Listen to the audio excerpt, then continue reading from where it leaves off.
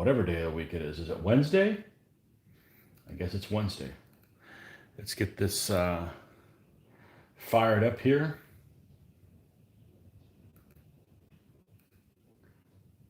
And here we go. Make sure this is turned all the way down. Okay, perfect. All right. Well, the first thing we got to do is we got to clean this stuff up. We got stuff everywhere, so got home from work early today, or even though I was one of the last people to leave because of the storm, which is honestly kind of a non-event, but sent everybody at the plant home today, and I'm surprised because there's been bigger storms other days and they stayed open, so I'm not really sure what that reasoning is, but I was able to catch up on a lot of things that I normally wasn't able to at work because a lot of people weren't there. So well, now we're going to try to do something positive and get some painting done. Put this stuff away.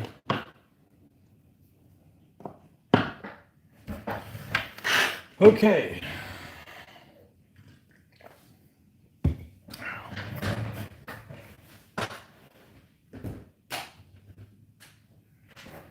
Didn't know if I was going to paint or do something different today.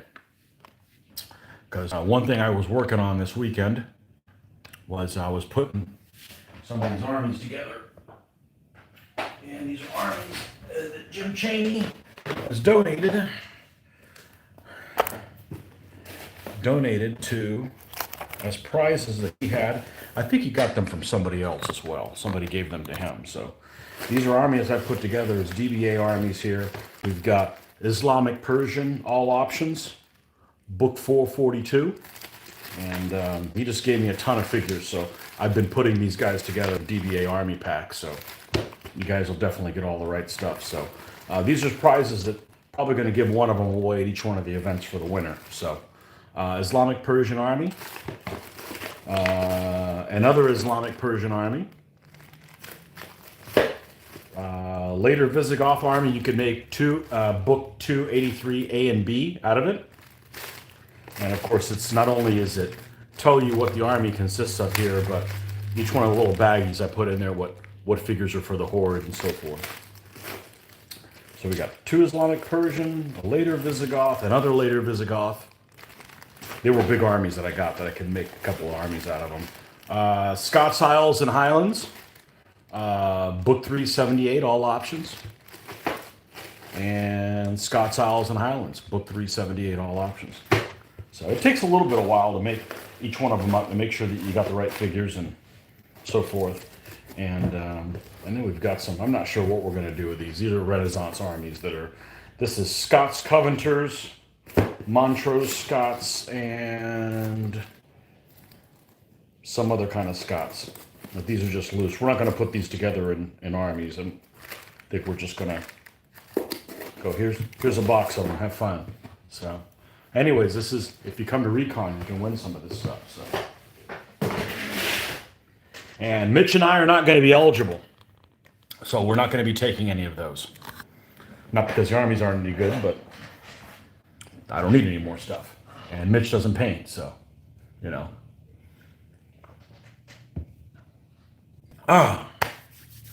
Anyhow, that's fun to do, but it does take a long time to do. So, Huracan's in what? 3 months? Yeah, so I've got more armies to do. I think there's going to be like 4 or 5 more. I'm guessing. We got some Irish stuff in there, for sure. Enough to do that stuff and so forth. Anyways, to be continued. That stuff's fun to do. Some people are like, oh. That's like my dream job, putting together armies. Drowning in figures and putting together armies. Okay, so we didn't lose power, and the storm is technically kind of past here. It is a little windy, so hopefully we don't lose power now. In which case, if this abruptly comes to an end, well, you know what happened. But we've just had a fair amount of rain, but no big deal. We're technically kind of in the path of it, but it was kind of a non-issue for us here. That's the thing about spending an hour and a half to go to the beach. We're an hour and a half from the beach, so it's got to go a little ways to get to us. So, all right, and I've already made a mistake. And what mistake is that? I didn't take my contacts out, so I'm gonna go do that. I can't see because I'll be too close to the figures. Because I'm older than 45 now. I'll be right back. Let me go take my eyes out, as I like to say, and I'll be right back.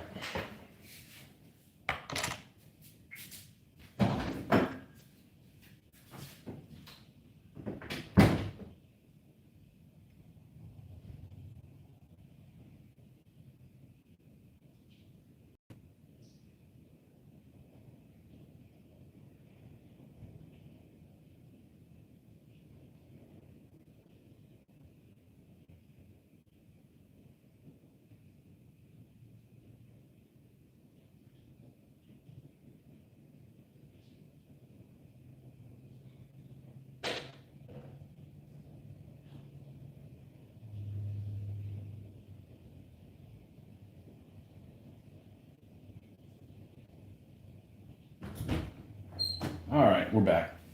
And for those of you that were sorely disappointed that I did not come online, what day was it? Monday. So was I. Woke up at 5 o'clock in the morning. I had Monday off. I woke up at 5 o'clock in the morning like normal with a headache that just would not go away.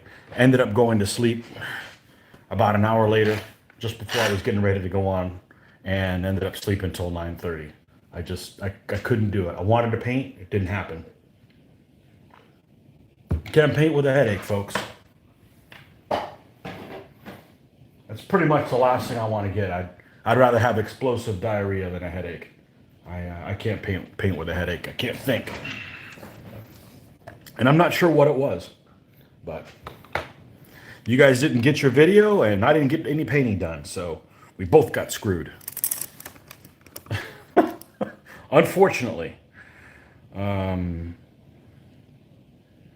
All right.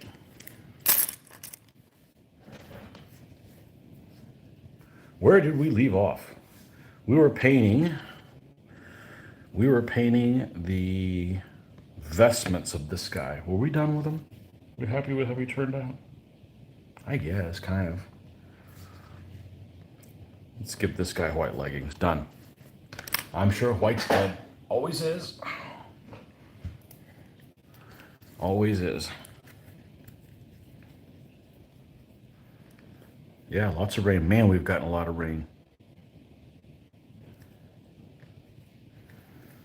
I swear it didn't rain for a month, and now it's rained for a month significantly every single day. And not the occasional afternoon showers like we normally get. I'm talking about like it's a freaking rain day.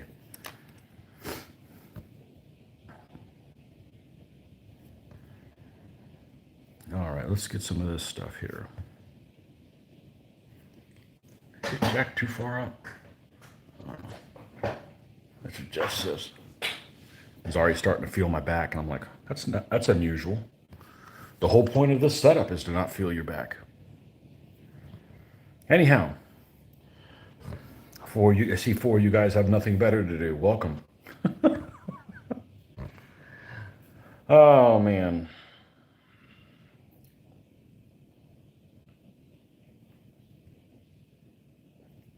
It's a short week though.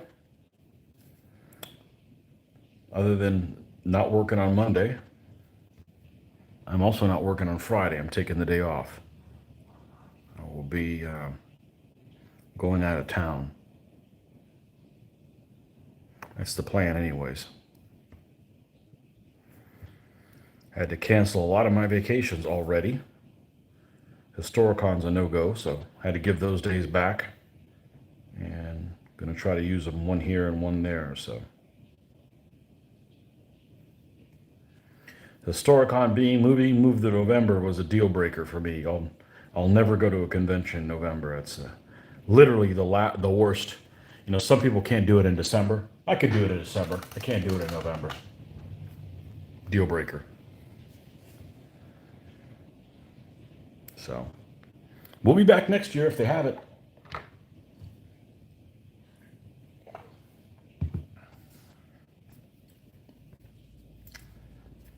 Guys, you guys have to have a Historicon with us because you can so you can realize how much it sucks when we're not there. No, you guys can have fun.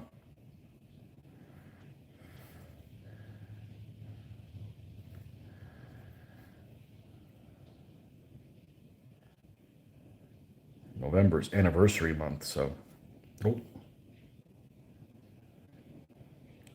already got to be traveling that month.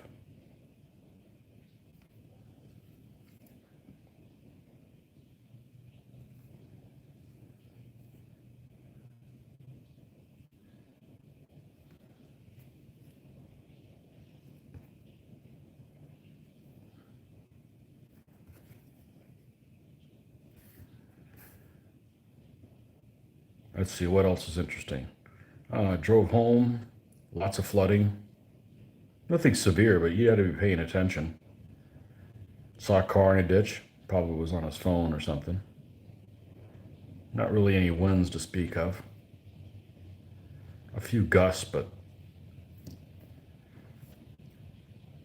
no big deal.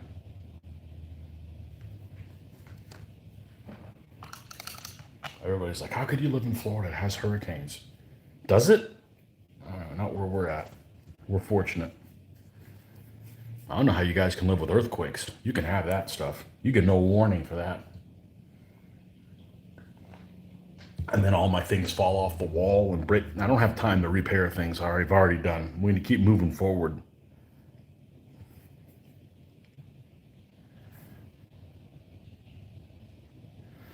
I was thinking about refurbishing my Armenians. I've played almost 100 games with them, and it's not that they're starting to show some wear, but they do have a couple of scuff marks where I would have, want to repaint them. Or maybe I want to rebase them. They're kind of based in a primitive way compared to how they are now. But, I have a hard time going back and fixing something that's already done when I could just be building something new. So, in the UK, there seems to be some millionaires playing sports ball. I have no idea what that means. But welcome, my favorite Martian. You must work from home or something. Oh, but that's good. Because I don't. I wish I did.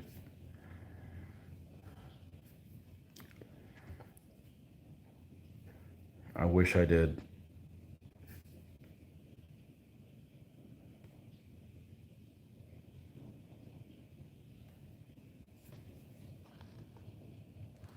England playing. Oh, okay. So,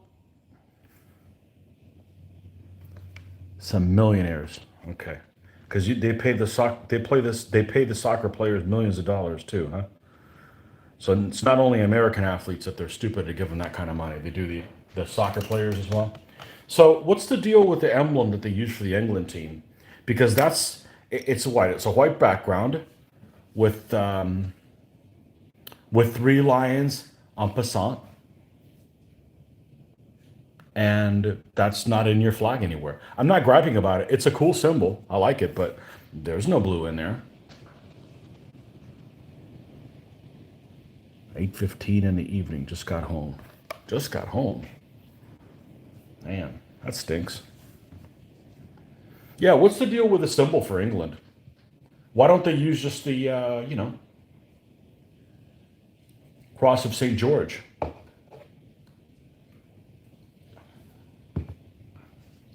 I mean, that is England, not the Lions. Not that there's anything wrong with the Lions. The Lions are cool.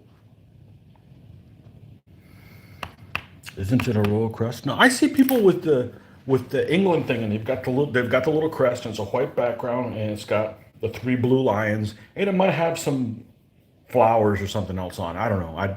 Nobody here wears that, so it's all made up nonsense. But if you're gonna make up nonsense, at least make it look good, right? So,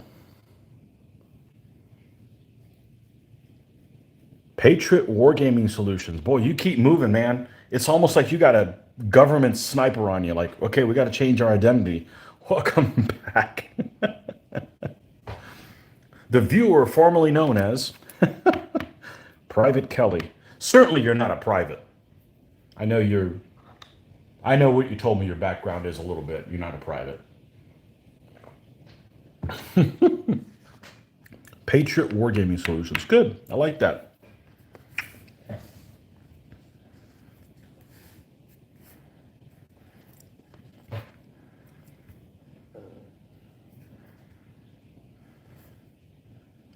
Out in Michigan, if I remember correctly. Bet you're getting a lot. You do maps. Oh. I will check it on Facebook. Patriot Wargaming. I will do that. Where's my homework assignment? A toilet paper, I was going to say. No, the paper napkin. Let's see. Patriot. Maps. Oh, I love maps. I love maps more than history. Gaming. PWS. I love maps. Yeah. I use Google Maps a lot. I live on there. And anytime I go on a trip, if I don't have it handy, I'll like look and see where I went. Like we went snowmobiling one time, 3-4 years back. My first time ever out in Utah. And there's no cell phone service out there. But when I got back, when there was, of course, I wanted to find the route. Okay, and that's the little house, and went over. That was the peak, and then I put a big heart on the big place that we had gone to because we'd gone to this big basin at the top of a mountain, and sure enough, I found it on there because that's what I like to do. Hey, the guide may get lost, and I need to find a way back. You got me. And I don't use the compass and everything. I mean, I could, but I just I had an incident that happened when maybe incident is the correct word. What happened was when I was like 7 years old, and we had gone to Disney World, and my dad misplaced the car. My dad was always good with directions too, so I'm not really sure what the issue is. But we had other people with us in the car that were traveling from outside the country, taking them to Disney World, and he couldn't find the parking space. But nobody bothered to ask me, or I must have been busy doing something else. I knew exactly where the parking space was. It was 55 Goofy. Still to this day. I'm good with that. And I'm on my phone the other day and said, Google Assistant can remember where your parking space. I'm like, I don't need that help. If I need that help, then I need to be checked into an asylum because that's like only one of the 4 things I'm good at. And if I can't have those things go away because the next thing you know, I'm not good at anything other than to put in front of the door and it doesn't open. Yeah, I'm good. I'm good with directions. I'm real good with directions. I don't enter things and go, okay, take me wherever you want to go. Nope. I'll use Waze to, in case there's an accident or something like that. But I'll look and I'm like, show me route. No, we're not going that way. That's just stupid. I pick. That takes the fun out of it. What's next? The car drive me there? No, that's not this guy. That's not what I do. All right, I think this guy needs to have light blue. No, we already have a light blue. How about yellow? Yellow Boston. Let's give this guy yellow sleeves. Yellow sleeves in this guy. Your papal stuff is looking good. Oh, here we go. Hold on a second. You gonna love these look-down artistic maps using Google Earth as the base, then apply art over it. Wargame print. Ivan Golyenkov. Comrade Golyenkov. Your vodka's ready. Somebody was saying that the game I was playing, the Russians, I didn't sound Russian enough. Well, I wasn't in the mood. I'd had a rough day the day before. I love doing the accents, so. Every time I see PayPal, I think PayPal. Well,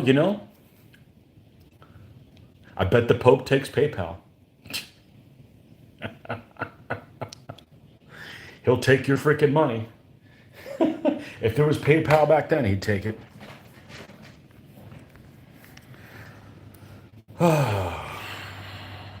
They'll get there. They'll get there. Yeah, I'm gonna have fun playing him. I don't even care if I win. I'm gonna have fun. The mockery that's gonna come out of my mouth while I'm playing that guy. It's just, I think going to be a lot of fun.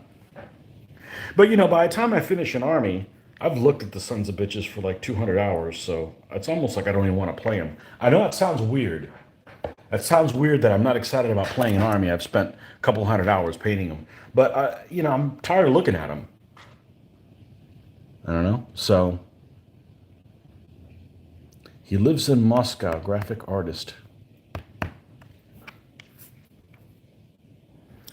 Speaking of Moscow, ish, it reminded me of that. So there's a movie. I'll sometimes get movie recommendations, and I'll admit, actually, I know a friend of mine who likes every movie. I'm the other guy, okay?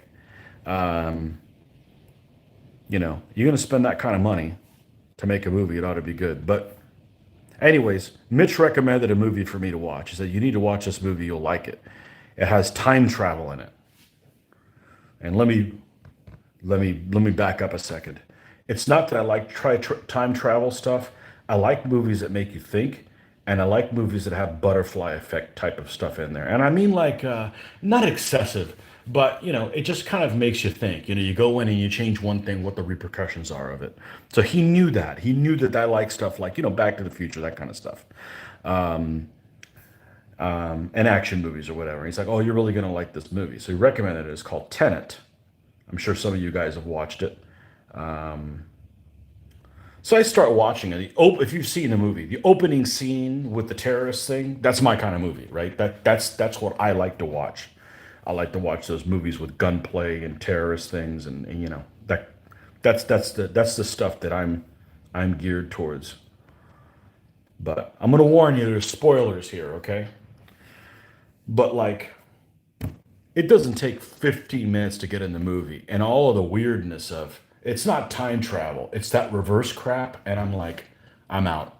And I gave it another hour after that, and I'm like, I just can't do this anymore.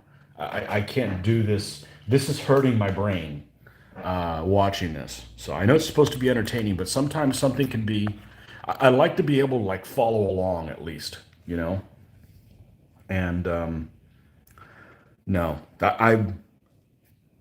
I just I dislike science. I'm sitting there watching this. And I'm thinking, okay, so somebody developed the ability to do that supposedly, but we still don't know what the color of Roman shields are. It doesn't make any sense. It doesn't make any sense. So I don't know. Maybe I'm just too right-brained for it. I thought the movie was great. Other than that plot device, which was unfortunate. It looks like it's very important in the movie. So I'm like, I can't do this anymore. So I think the daughter's gonna finish watching it because she enjoyed it. But that's just making my head hurt, you know. Theo, welcome. Theo, you never told me where you lived. Do you live in Thailand or in Germany or somewhere else? And did you decide what army you were gonna get?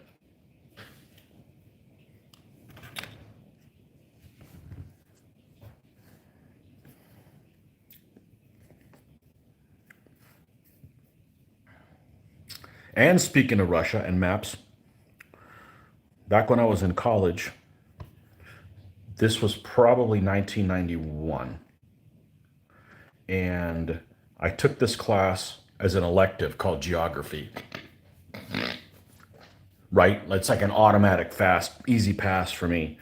So the first day of class, I get this teacher who looks like he just stepped out of rehab. And he starts off with something along the lines of,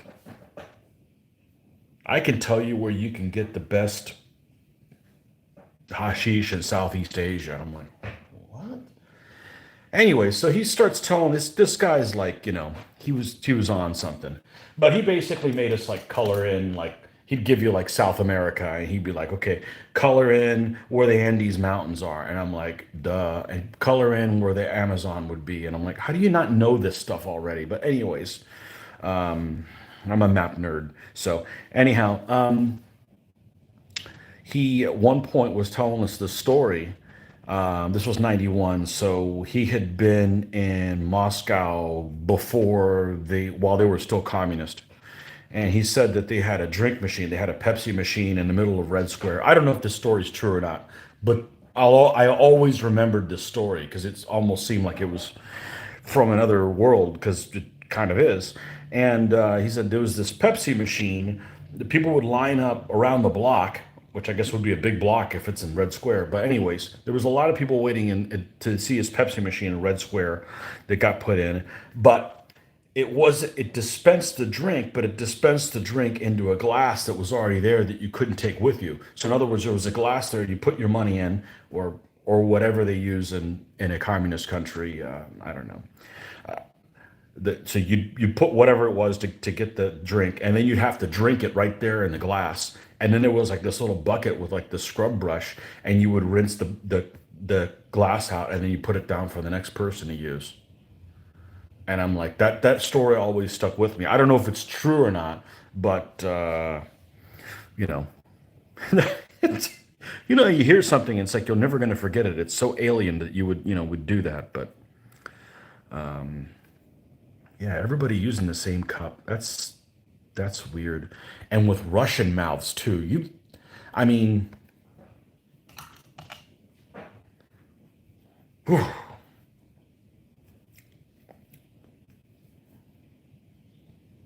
Russians got some bad teeth.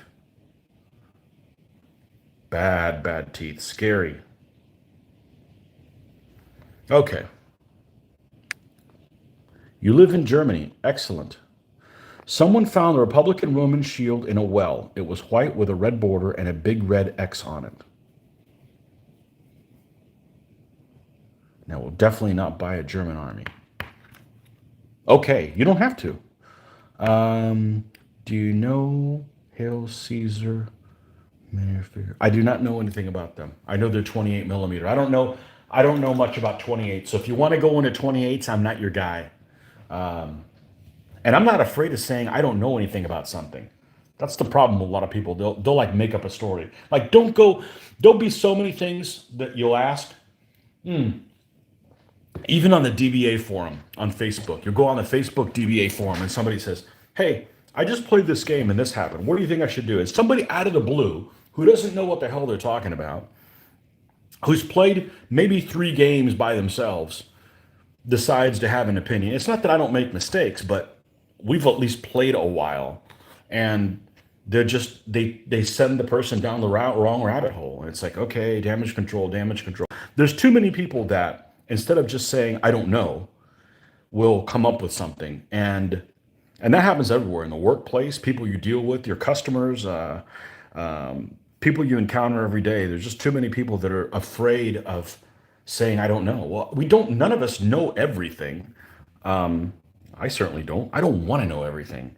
There's lots of things I don't care about. But if you would just be honest and just say you don't know something when you don't know it, maybe lie to your boss, I guess, if you have to, because it's like, man, I should know this stuff, and I've been in training, and I make up a story, but just in general, why would you just lie to people? You know, I don't know. That happens a lot. But how did I get on this sidetrack? I don't know. But I don't know anything about 28s. I know very little. I don't follow them. I will never paint 28s. I don't have 10 hours to spend on a figure. That's what it would be. It might even be more like 12. That used to be I didn't like the 28 millimeter figures that are out there. That's not the case anymore. There's some beautiful figures out there in 28s. I just don't have the time to paint them.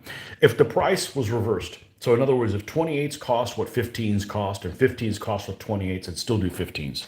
So it's not a issue for me to do 15s.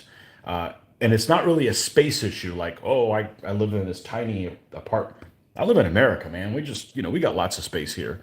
They don't take up that much space. It's just I don't have the 12 hours that it would take to paint them. If I paint 15s to level that I do, I got to paint 28s better. I have to. There's just more there to see. I just don't have the 12 hours to paint for each one, you know. So I do not know about the Hail Caesar game or anything.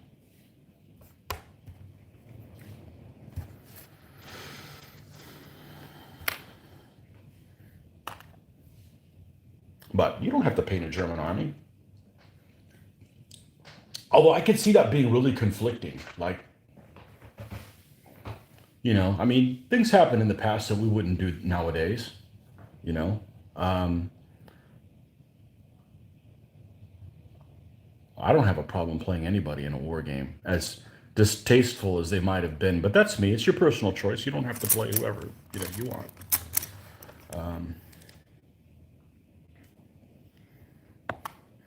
We all have favoritism and preferences. I was going to say prejudices. We all have prejudices too, but I mean preferences. That's why there's 500 and something armies. You don't have to paint all of them. You know, there's a handful of armies I never build because I just don't find them interesting.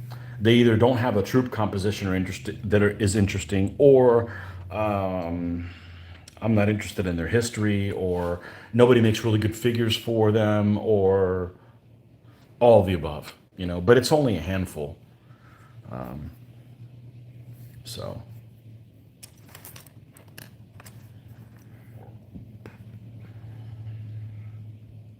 who's the who's the worst person? What's the worst civilization in the DBA book?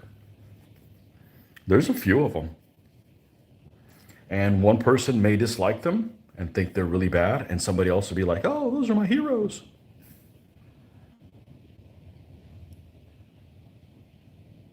The people that I think are really bad, I'd still build their army. It just doesn't bother me. I mean, they didn't rape me personally.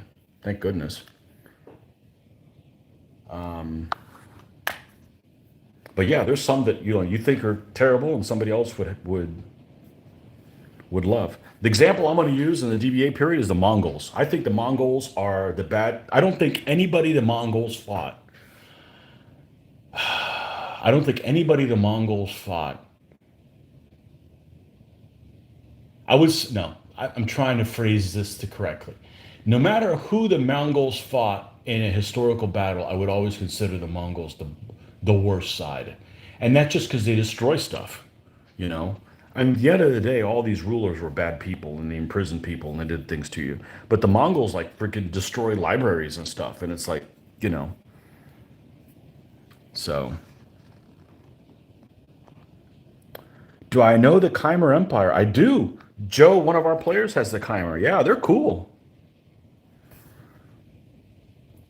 Yep, Khmer Empire. Again, they probably weren't nice people. Doesn't matter. They all were. Played Hail Caesar once. Uh-oh. Had a bunch of figures waiting as a reserve on the edge of the board. I failed to command roll 5 times. The battle was over before I got on my force on the board. Ooh, that's no bueno. Yeah, that's no good. So we've been playing this series of games called Blind General. So one of the things I like about DBA, probably the thing I like the most about DBA, is both players are equally involved in the game. Win or lose, you're rolling as many dice as the other guy. With Blind General, you roll your pips, but you don't know what you rolled. Your opponent has to look at them and then tell you when you go over that number. So the game has just become even more involved for both people. So I think that was cool. And yeah, so the more involved you are, it doesn't really matter. I mean, yes, you want to win, but you don't want to be bored. You don't want to play a game where, okay, I come in on turn 4 and you're at a convention and it takes an hour and a half for them to explain the rules to everybody. Then you finally get going. Then 3 hours in, turn 4 rolls in. Oh, finally, I can stop. I come back from the vendors. What am I doing? Okay, John, it's time for you to roll a d6. And if you roll anything but a 6, you come in. Sure enough, there's Lady Luck. Bam, you roll a 6. You don't come in. All right, John, we'll call you back in another hour and a half when it's your turn again. And the next thing you know, you didn't do anything, got frustrated. Everybody on your team is upset because you botched a roll, which all of us can do. And, you didn't come on the board and they could have won. And then you're like, well, at least you guys got to play. I didn't. No, that's not DBA. I'm never playing those type of games again. So, mystery pips. Do I know where to buy a Khmer army? So, Outpost War Game Services makes Khmer. They're in the UK, but they don't make army packs, so you'd have to buy individual packs. So you got to get that book first. Hopefully, you already ordered that book.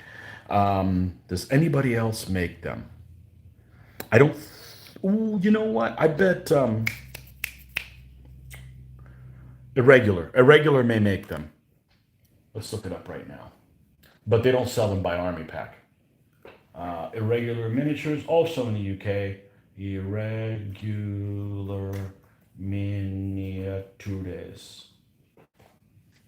I hate typing because I feel like when I handwrite things, I make zero mistakes.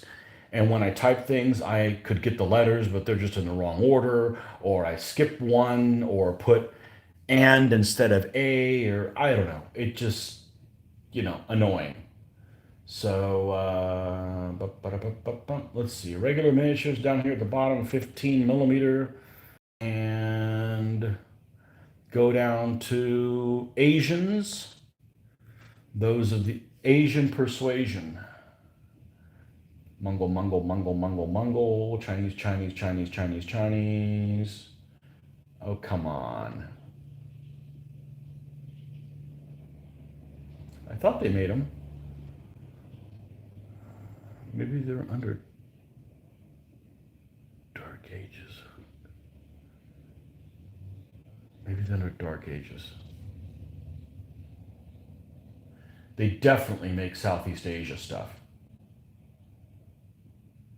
Okay, here it is. Done the Dark Ages, and they do make Chimer. They make Chimer. What else Southeast Asia do they make?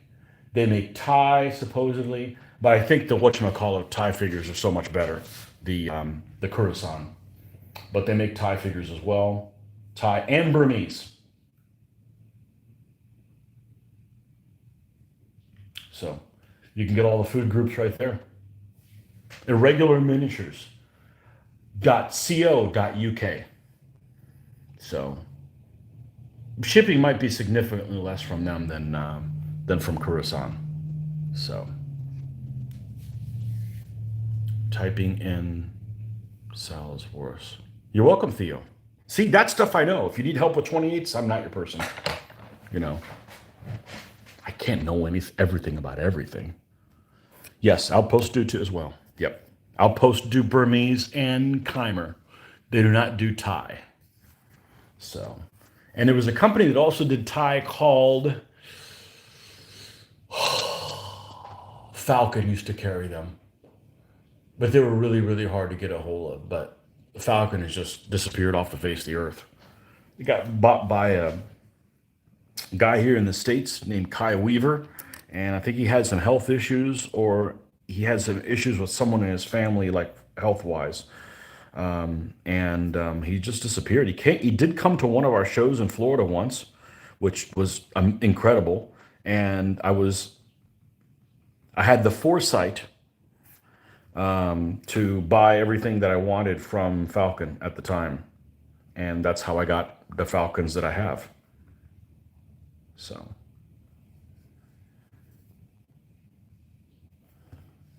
yeah. He used to be a vendor at Historicon and stuff, and he's disappeared, Not really sure what the issue is, but that's all I know. Hopefully he's doing okay. Some people have disappeared. Same thing with the guy that I kept in contact with a little bit with the Roundway. That guy I know was having some health issues, and he disappeared too. Hopefully he's doing okay. Hopefully he did not fall victim to something in the last couple of years. But I knew he was having, I don't know what health issues he was doing. It's none of my business,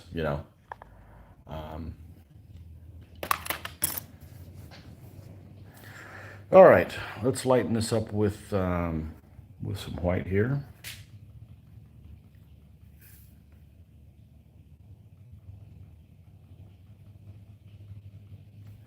But there's lots of people that love the Mongols. Okay. It's all fun and games till they move next door.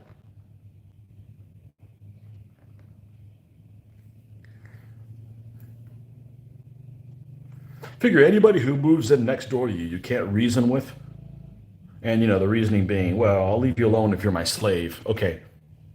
Not reasonable. All right. Then, yeah, that's, can't deal with them. Assyrians, same thing. You don't want Assyrians moving next door to you.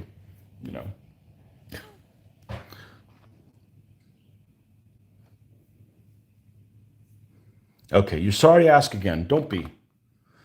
But I'm currently on the website of Irregular Miniatures, but can't find the army you told me. Okay, so you're on a website. On the left, all the way on the bottom, there's home news, 2mm, 6mm, 10mm, 15. Click on 15. Okay. When you click on 15, there's going to be a bar on your left where it says starts with battle packs, and they're all little clickable links on there. Okay. Battle packs, really useful guns, biblicals, Macedonian and Punic Wars, etc., etc. You want to click on the one, not the one that says Asians, because that's where they should be, the one that says Dark Ages. When you click on Dark Ages, you can scroll down, and it starts off with some Vikings, it starts off some Saxons, rolls into some Byzantines, and then right after the Byzantines is the Chimer troops. So they've got, looks like a Chimer general on the parasol, Chimer warrior on elephant, Chimer general with parasol on elephant, Chimer warrior on elephant, Chimer artillery and crew on elephant, Chimer male cavalry on dragon horse, Chimer male cavalry standard bearer, Chimer female cavalry on dragon horse, Chimer female cavalry standard bearer. Did I just say cavalry? Cavalry, damn it. Don't make me give myself lashes. Chimer long shield. This is like a tongue twister. Chimer long shield. Anyways, there's like, you can see what it is. There's like 8 or maybe there's 12 or 14 different packs. So, and I'm not sure how these come in. They may be 8 or something to each one, but you know, you're going to have extra figures. There's no way to get around that unless you're buying a DVA Army pack, and they don't make that kind of stuff. There's very few people that actually do. So, yeah, it's not the worst website, but it's not the best one either. So, hey, you can always see like that army looks interesting. What do their troops look like? Ugh, I'm not interested in painting those. Well, there's that too. You don't have to build a German army. I've got 2 or 3 of them, I think. They're fun to play just because you get to make stupid Arnold noises at appropriate times. We enjoy doing those.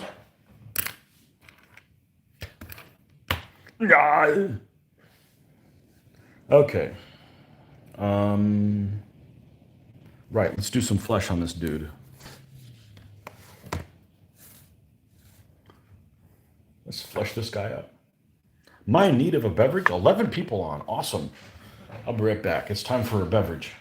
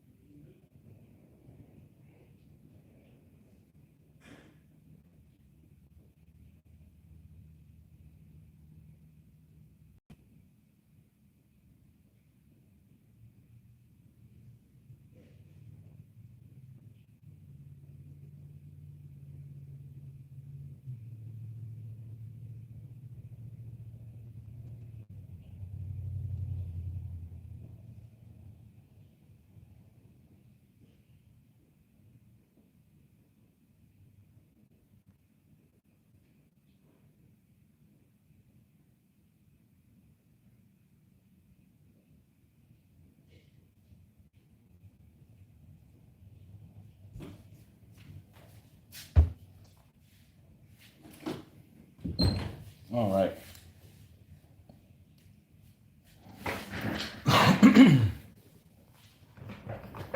All right. Just some good old water. All right, let's do the, I don't know, we need to do the spear first. What's wrong with me? I believe that was Monster Brown. Monster Brown.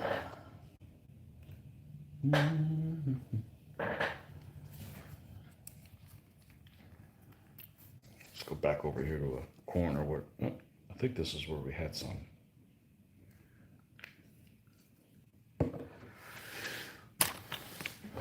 Anywho.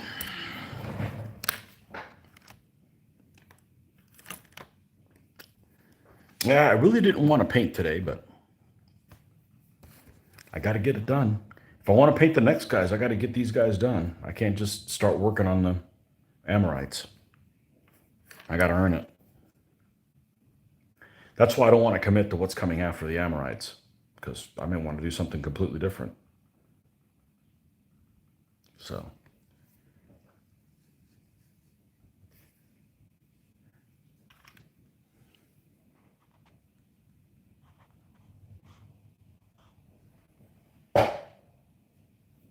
Patriot Wargaming, awesome.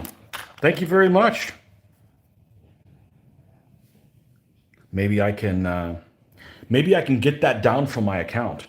So I tried to get they've paid me once from PayPal, and all of a sudden, not PayPal, I keep saying PayPal, AdSense, back in November. And then I've got money in there I can't get. And I literally today, I sent them a message like, okay, what do I got to do? Because it's like rejecting the funds or whatever. So they'll be there, but man, much appreciated. We will have to do more kind of what's your favorite kind of content on there? Do you like the painting stuff? Do you just like the chit chat? The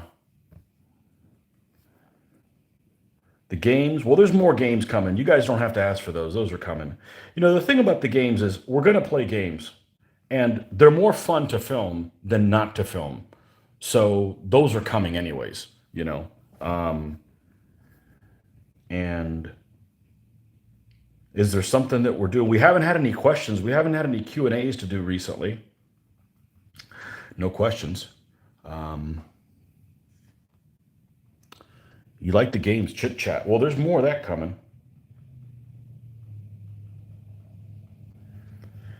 There's definitely more of that coming. We did, I guess the last live one we did is we announced what kind of games we're running at the next show, which hopefully is not a repeat of 2020 because we really screwed ourselves. I'm not superstitious, but it's awfully coincidental that the one time that we decide to, the one time that we say, hey, this is what we're running at the next two conventions, the conventions are canceled for a year. So that's that's unfortunate, but I'm not superstitious.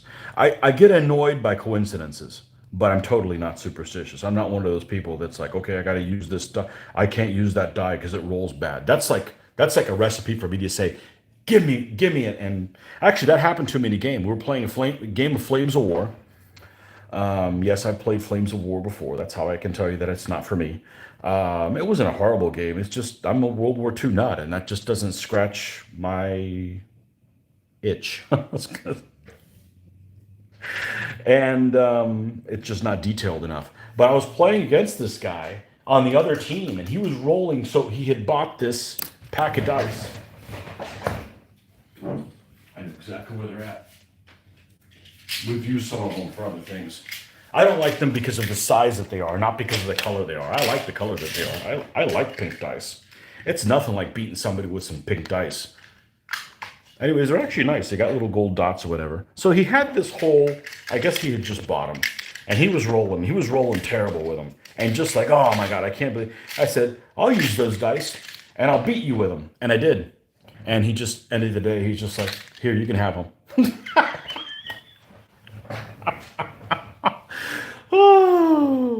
So, the only thing about dice is I like rolling my own dice. I don't want somebody else to roll for me because if they roll better than I would, I can't say I beat you. Because I said, well, you roll well, except for the ones I rolled with against you. You can't say that. So, but I'm not superstitious about any of that stuff. But I'm not one of those people. All right, I got to wear the same pair of pants as the last time that I beat Mitch so I could beat him again. No, that's not this guy. So.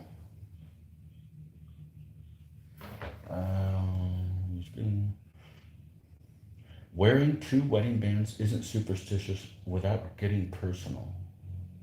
Me? Oh no, I gotta have two. So I always had one. Always had one. I didn't wear one for, I think around the time I turned 18, I wore I wore this one. And then, and then I'm like, oh, I like something in both hands, and I like something in both wrists too. I guess, when I get locked up in jail, I'll be used to it. But yeah, that's it. And I have a pendant. That's it. That's all the jewelry I do. No piercings, tattoos anywhere. I'm old school. So, but yeah, I like things that are silver and black. So I guess if I was into the NFL, I'd be a Raiders fan. I don't know.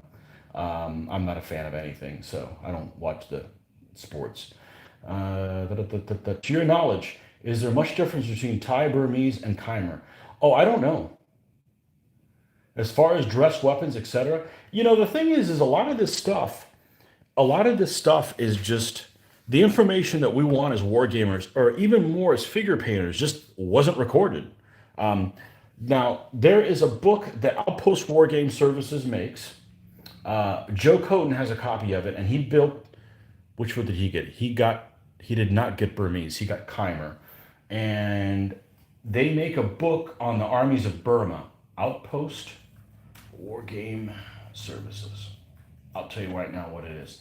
They sell it, which is kind of unusual that they sell a book because they're kind of a miniatures manufacturer. But if you look if you go to Outpost War Game Services, which is Outpost War Game Services, all run together, .co.uk, under their ranges, you can go down to where it says ancients and medieval. Is that where it is? Ancients and medieval. Okay, and they have a listing for Keimer there. Okay, so if you click on that, they advertise. See, the Burmese emerged as a nation under a dynamic ruler called Anawrahta during the mid 11th century. Da da da da da. All that detail. If you want, these were backed on occasion by a more professional palace guard. More information is provided in our book, Armies of Medieval Burma. See here for more details. It's a little hot link. You click on that, and it is. See if I can find it here. Wow, there's a lot of things on there. Oh, all the way at the bottom. Okay. Armies of Medieval Burma, 700 AD to 1300.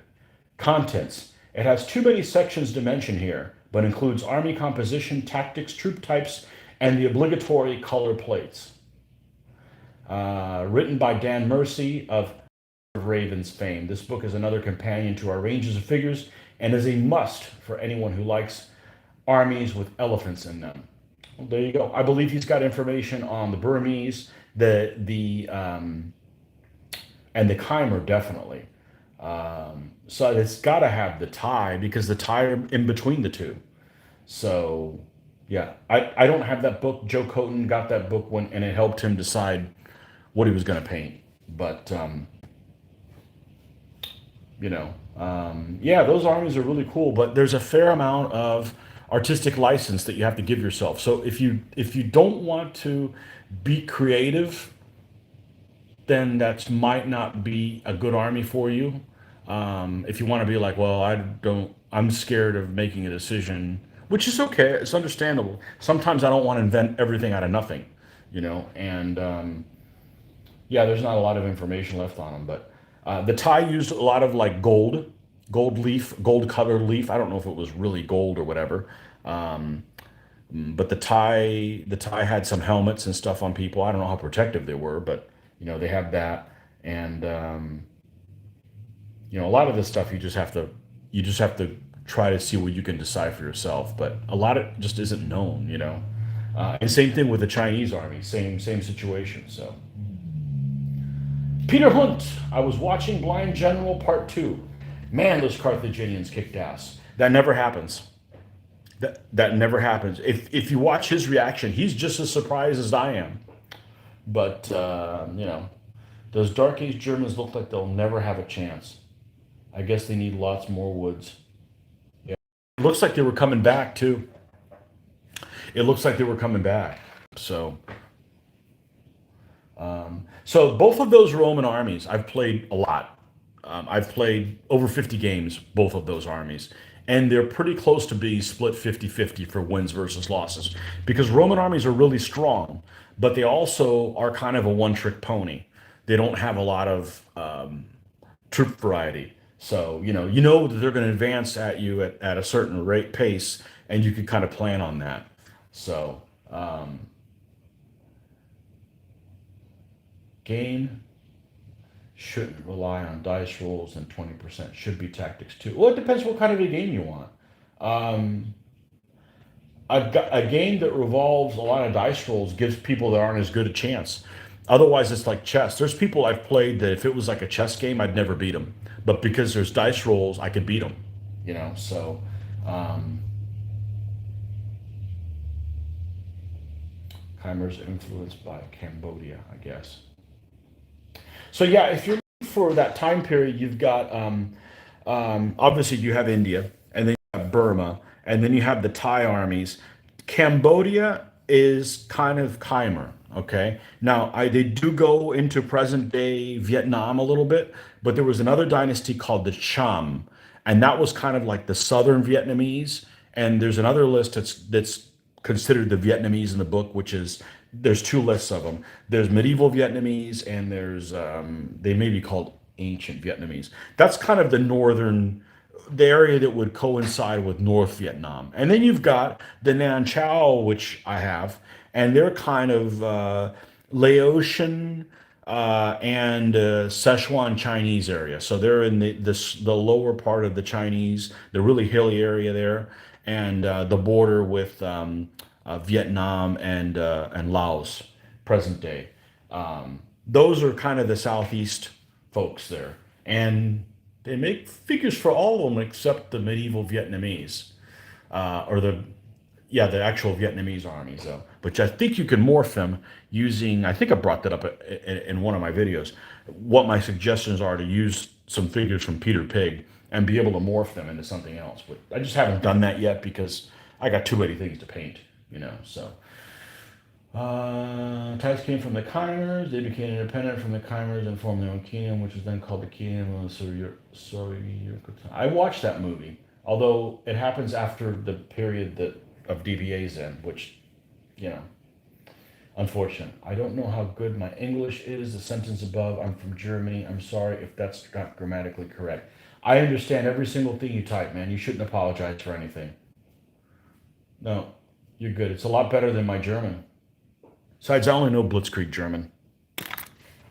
I only know select words of of 20th century warfare. That's what I call it, Blitzkrieg German. I know lots of people. Lots of people. I don't do Asian armies. I don't know because why? I don't know anything about them. Well, there's your reason to do them. Like learn about them. No, I'm not interested. You mean you'll eat the food, but you won't play the army? The army's a hell of a lot more interested in the food. No offense, but I'm saying there's good food from everywhere. The Asian armies are super cool. Super, super cool. You know, they're dressed interesting. Nobody uses them. They have good troop combinations. A lot of them have been around for a long time. It's not like something that pops up for 20 years and they go away. You know, they're really, really neat. The only thing I don't like about Asian armies, I'll say it again, is they kind of suck in the flag department. You know, all the Chinese armies, for instance, they must have dragons and stuff. Nope, they got like a white background with red fringe and like the character of like the dynasty on it. I'm like, really? With all the calligraphy and cool, dragon type things and nope, no, they don't have that. Well, I mean, you could make your own. I did with my Southern Dynasties one. I made like a serpent one. I just said, "Fuck this! I'll make my own thing." I liked it. Then they nerfed that army. So um, okay. Yeah, I love Asian armies, man. I don't have anything against the Asian food. I'm just saying that's what everybody likes the Asian food. Well, what about their history, man? Their history is really interesting. I don't know. I get annoyed when I go to like a bookstore and you go to the history section. 70% of everything is from the history of like the, obviously not American history because I don't even look at that, but anything that's like during the DBA time period, it's all England this, England that, England the other thing, England something else, England something else, more England, England with a side of England and more England. And I don't have anything against England, but there are other countries in the world, English people.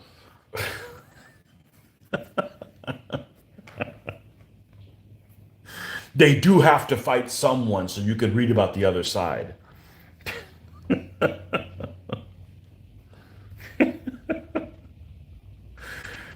I like all the countries. I want to learn about them all.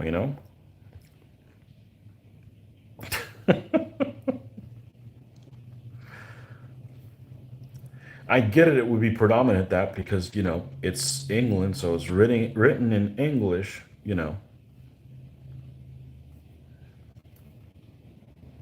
Like when I was doing like looking up some stuff on naval history or whatever, there was like a lot of books that were like in German, like stuff from the High Seas Fleet. So apparently there's like a source, there's some German source on the High Seas Fleet that's apparently really comprehensive, and it took a long time for people to get a hold of it because it's translated in because it's written in German, and German's just not that strange a language. I'm just saying, I mean, I can't read it, but it's a language that lots of people can read. And even with something not being English, it seemed like there was a stumbling block as to get the information out. So I imagine the same thing happens with French or, Italian or, I mean, those are all languages that are spoken by, a fair amount of people that should be able to, get translated or so forth. So. Schnitzel and Pommes, Fritz Smith mayonnaise, Schweinfurt, 3 years, 96 to 99, Bad Kreuznach. Bad Kreuznach sounds, bad is a springs, isn't it? Isn't like bad is like a springs? Obviously, it doesn't mean something bad. Kreuznach, that sounds like cross night. Yeah. How do I clean your brushes? Water.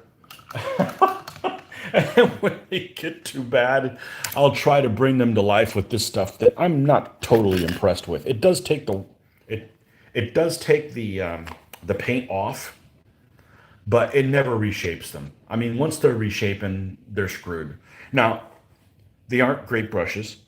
They're brushes that come from, that country that I don't do business with anymore. And I thought about snapping them all in half and throwing them away, but I'm like, okay, I've already spent money on them, so I'll keep them. But I've got so many more. I'm not proud of having bought them, but ever since the COVID thing happened, like I'm not buying anything from that place.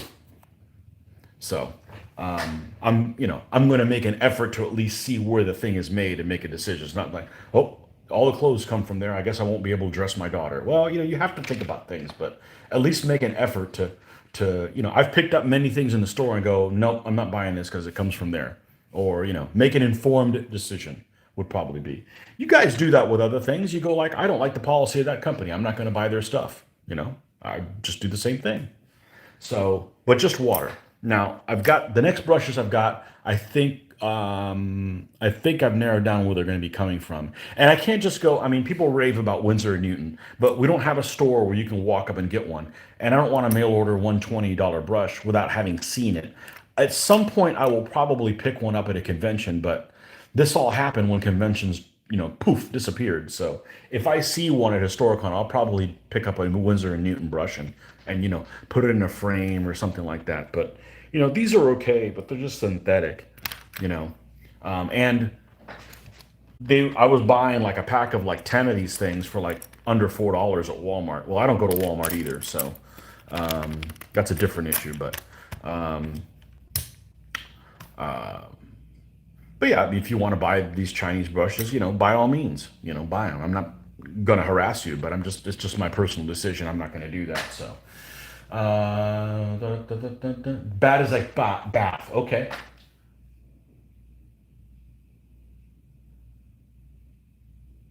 Hell no to ketchup. Oh, you're my brother, man. You're my long lost brother. I've thrown something out the window because it had ketchup in it, going down the highway. No, I hate ketchup. It's the only red sauce thing I don't like. Why couldn't they just use cocktail sauce instead? Cocktail sauce is great. It's got that horseradish taste to it, you know. Ketchup, hell no. That's one of the few things I won't eat. Well, you know, other than Scottish food. Um, Natural spring there. Okay, yeah. Okay, got it. How it doesn't reshape like it says it can. Yeah, they're liars. Where are these people from? We're gonna bomb them in 5 minutes.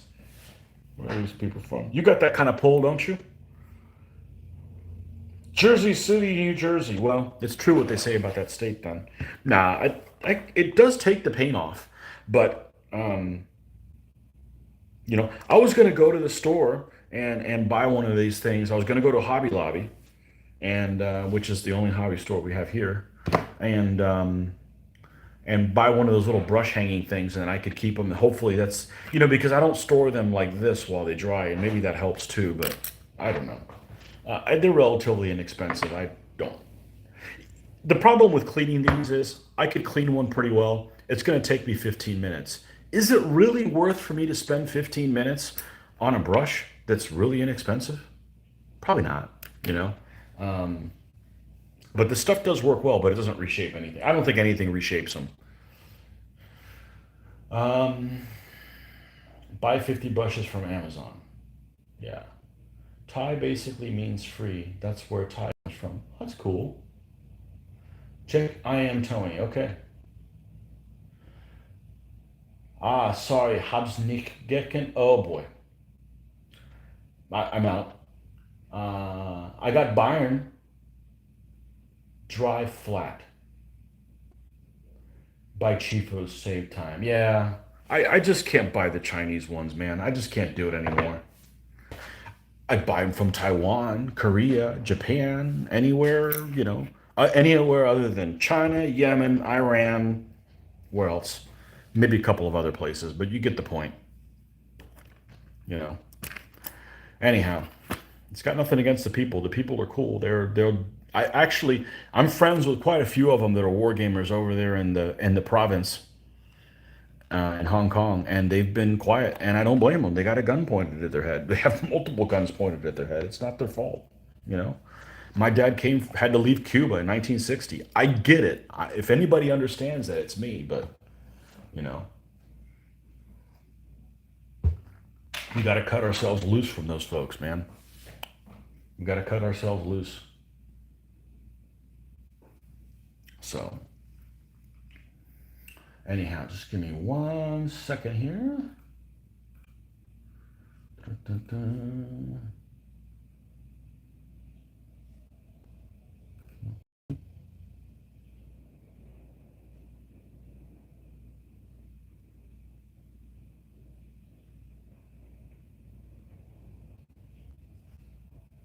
I don't have anything on the IM, but maybe it'll come in a little later. Sometimes things are kind of retarded, slowed down a little bit. Okay, where were we? I'm not getting much done. I don't care. I'm having a good time. You guys having a good time? Let's talk hobby. But I don't tell people what to buy, man. If you want to buy other stuff, that's cool. You know, other people may not have money. Now, see, here's the thing I don't understand about cost. Okay, the cheapest paints I have are these guys. Okay, these guys. This is folk art. This is apple barrel. What else? I got one else. Here's another apple barrel. Craft Smart. Okay. These things are dirt cheap. I don't know how the hell they're this cheap. Okay. These are so cheap that, oh, Deco Art. This is Americana. Okay, these 4 brands. All right, perfect. These are fine for terrain. They're fine for painting backdrops. If you've noticed any of my pictures, other than the recent one that Dirk all doctored up and it looks like some professional thing, the little backgrounds I just painted myself. I'll show one of them to you. I've never done this before. Okay. Now, this is something I saw some guy on YouTube, and he didn't use this crap. he used real acrylic and he painted this background. And this is my sorry attempt of it. Sorry, because this part here sucks. Okay, I'm not interested in that. So I cover this and I take a picture with it back here. And it's like the most, this is the thing that impressed me more than anything else. Now, this thing took about 10 minutes to do, maybe 15 minutes. Okay, not including cleanup. It was easy as hell. I've never done something like this, and I used it with craft paint. And I think I took a plate from the kitchen and I used that as my mixing thing. It was easy as hell to do, you know. But I watched a video on how to do it, and I'm like, okay, I've got a clue how to paint things. I've only been painting things for 35 years, but I haven't been painting things on a flat surface. I mean, this has no, start the tree here, end the tree here kind of thing. So I just kind of winged it. So I did this with craft paints, and I've got several other backgrounds like this, So what I do now on my other backgrounds, what I've actually done is I'm giving away all my secrets. Like I was going to take them to the grave. That's a bad example. Oh, here's a good example. So this one, I did a forest one for my Russians. So I did a forest for my Russians. So what I do on the other end?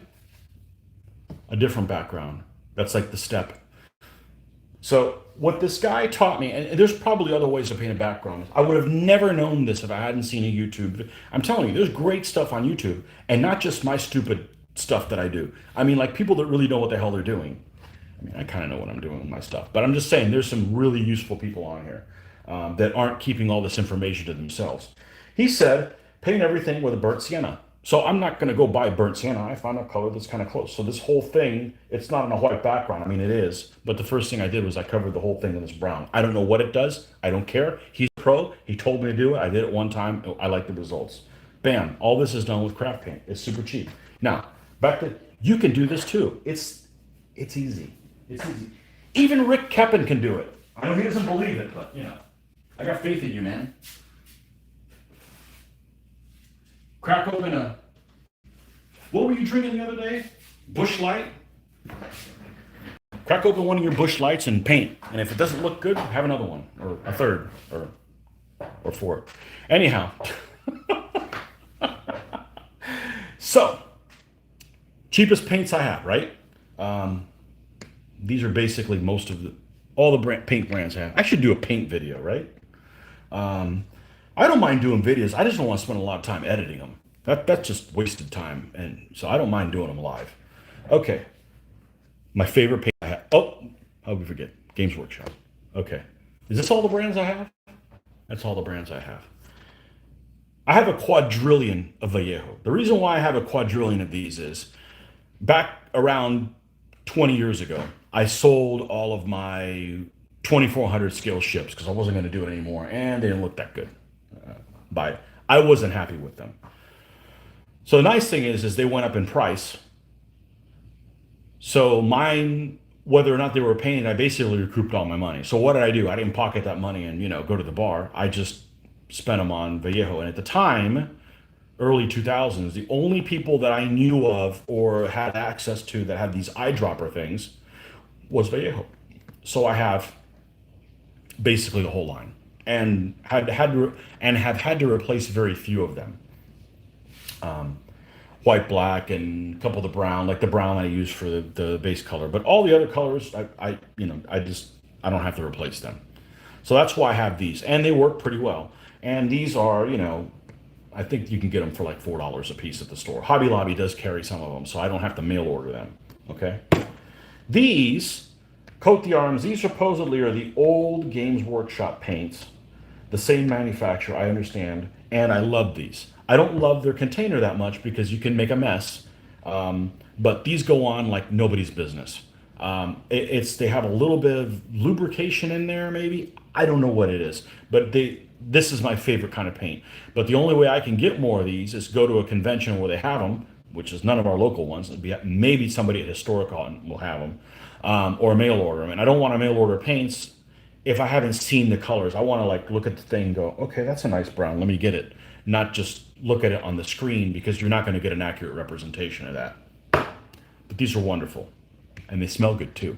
Now, none of these had any smell, which is when I was doing when I was putting the models back together. which I started doing that again. I'm not used to the things I work with having a strong smell. It wasn't like I was getting high on them. It's just kind of unusual, like, oh, what's the smell this thing has? You know? Okay, so Spain and Barcelona. Okay, these are UK, right?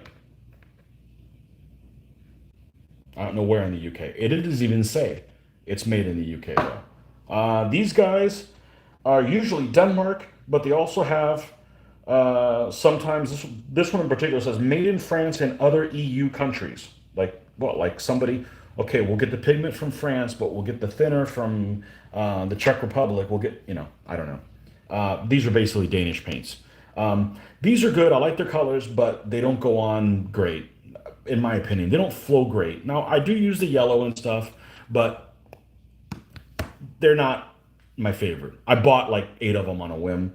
I'll probably buy more at another point. They remind me of, I think I had some Rao Partha paints one time, and they remind me kind of the thing on there. But they're eyedroppers, and they have nice colors, and it's a different brown that I have as one of the other ones, Games Workshop, well, you guys know all about this stuff. Made in the UK. Now, not all Games Workshop things are made in the UK. I came across some Tufts I was going to pick up at a store, flipped them over, made in China. Didn't buy them. Like, why am I buying something from Games Workshop made in China? You overpay for this stuff because this is made in countries that, you got to pay their workers more, and that's okay. But yeah, I'm not going to overpay for slave labor. So this stuff's great. Again, it used to be great in the original bottles. Look at this. I got a shadow gray. It's never been opened before. Ooh. If I open it up, it smells just like Ronald Reagan. That's about when I bought it, in the late '80s. So those are great paints. Nothing, can't say anything bad about them. So it's the same kind of this stuff in here. These guys are the best metallics. I don't like the Vallejo metallics as much as these. So you'll see me use these all the time. Okay, off on a tangent. Look at that, with no coffee. Now we can get back to what we originally were talking about, craft paints. Okay, so we got England, Denmark, Spain. The cheapest paints. Every one of these is made in the United States. So why can't the brushes be made in the United States?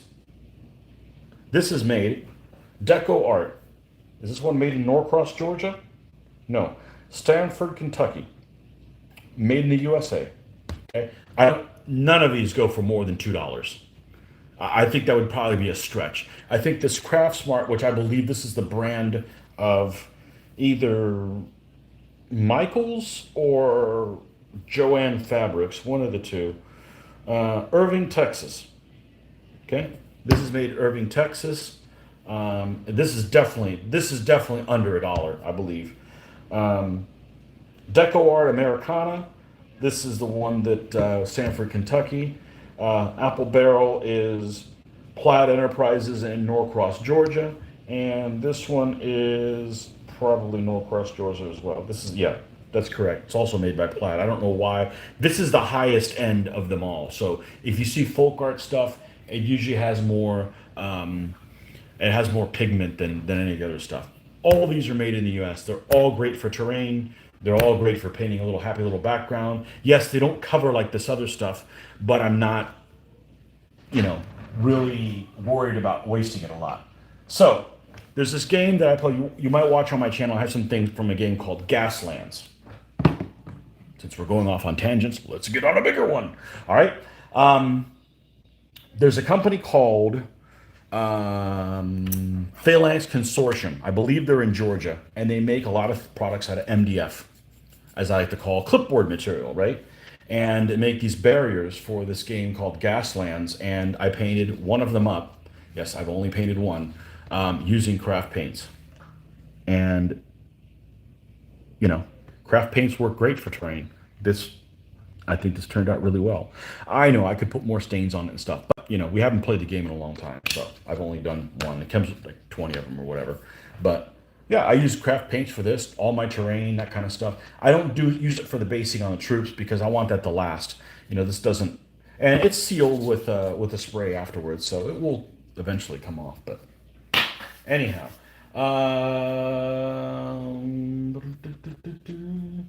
okay, what else we got?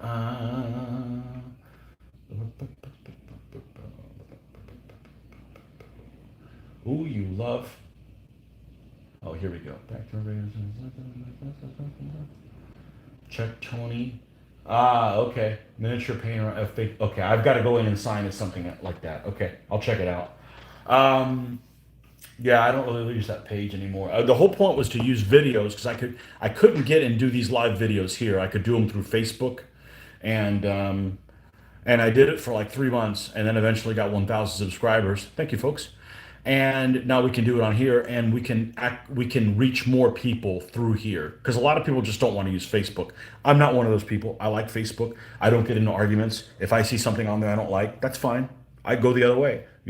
I don't let people. If I put something on my page and you don't like it, well, it's my page. You don't come and take a dump on my doorstep, but I also don't do the same thing. I think Facebook is great. It's great for the miniatures gaming hobby. It's easy to communicate with each other, easy to share pictures and those kind of things. So I happen to like it. But I don't use that page anymore because it was too limiting. I couldn't get the word out. And in the last 3 months, I got a notification that I couldn't. My videos had expired, so they took all of my live videos off. So like, why should I put these videos out and then they won't last 10 years? Like, what's the incentive for me to let me tell you everything I know and then it goes away? Well, that like defeats the purpose of letting people know. Anyhow, it's just my way of giving back. I don't want to be famous or anything. It just I've gotten a lot of ideas from YouTube, and this I figured this is something I can contribute and give back to the YouTube community. I've found I may say something that's like, oh man, I never thought about doing that. Let me try that as well. Hey, we're here to help each other out. Um, Unless you're nasty, then I'm not gonna help you. You have 40 of those too. Ooh, love a good bottle of folk art. One of those goes a long way. It can. Backgrounds are impressive. Dude, it is so easy, it's scary. It's scary how easy it is. Now, it's not the best thing you've ever seen, but it works great as a background, you know? Um, Never going to get anything done if you allow us to distract you. It doesn't matter. I'm having a good time. You know the worst thing I could do? The other night I tried to get some painting done. It was only, and I had like no interaction and only was on here 15 minutes and fell asleep. I had to go to bed. And that was the same night I went to bed. And the next day, I believe, I couldn't get up in the morning because I had a headache, so I didn't get to paint the next day.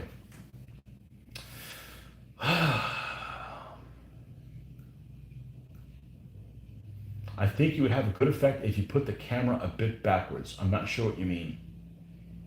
Farther back? I don't know. This is actually the front-facing camera. If I flip it the other way, I can't see what's going on the screen and the resolution is more poor. I'm gonna have a good effect when we finally have a good internet connection at home and we can do this in 1080. It's coming. It's coming in 2021. Right now, I'm still running DSL. So you guys that say, "Oh, a terrible internet connection," I don't want to hear it. Mine's horrible, but I'm streaming through my phone because my phone connection's awesome. Tony's the Bob Ross of miniature wargaming. He's a better painter. I have better hairstyle. That guy's brilliant. It's a trick. It's a trick, and he knows it, and he's spectacular at it. And it's mesmerizing, and it's relaxing, and my daughter dressed as him one time for Halloween. And thank goodness she didn't do the facial hair. She just skipped that part. Happy little papal infantry right here. A joyful German spearman there. There you go. Jared, I must admit, when I ran FLGS, one of the criteria we judged acrylic paints on was their taste, being as we are constantly sticking brushes in mouths. There's actually a group called, I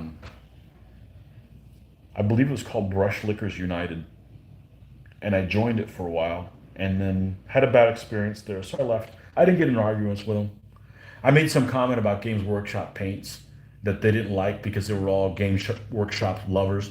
Hey, I'm going to call everybody out. That's why I don't want to be sponsored. I mean, everybody can make good products, but if you start making a product and it's good, and then for some reason you cut corners, I'm going to call you on it. Eating out at restaurants. We just had this conversation recently. The quality of restaurants has gone down tremendously in the last year. So, if you've got to raise your prices, you raise your prices, but don't buy a product that sucks. Because if you buy a product that sucks, you overpaid for it, no matter how much you paid. Nobody wants to buy a crappy product. Like I bought a really cheap car, but it doesn't run. You bought a car that doesn't run. It doesn't matter how much you paid for it. Oh, I bought a cheap like let's use McDonald's for instance, or some drive-through random thing. It used to be that it was cheap, it was good but bad for you. Okay, now it's not cheap and not good and still bad for you. So why even have it? You know. And don't forget to get a large Coke because Rick says so. No, none of these small sizes. What should you do if you don't have a playing partner? You got to find one, man. It took forever for me to get one. Yeah, Facebook helps. Yeah, the Brush Liquor Society. Yeah, that's what we used to do. It's water based. It builds up your immune system. Okay, awesome. And you guys woke me up. Thank you. Maybe I said something that you might have found interesting. Hey, that's good.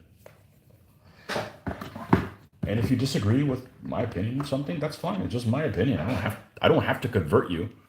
You don't have to go to my shrine or.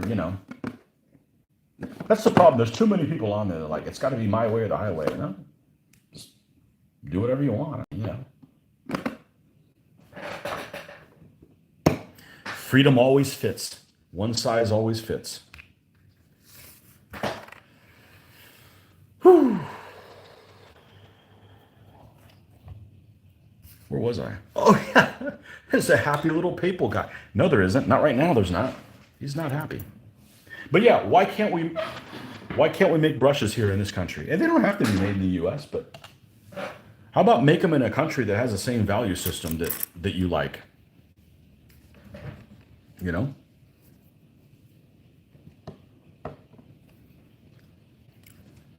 Like, how about make them in a place where if you protest against whatever, they don't shoot you. It's not asking for a lot, is it?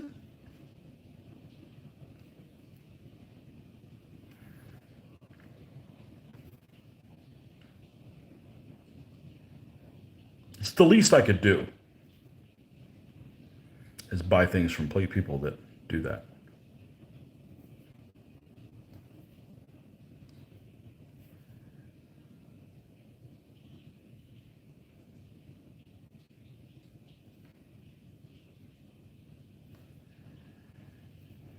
And it's just something to consider. I mean, there's things that I buy from companies that I don't care about, that I don't particularly care for, you know.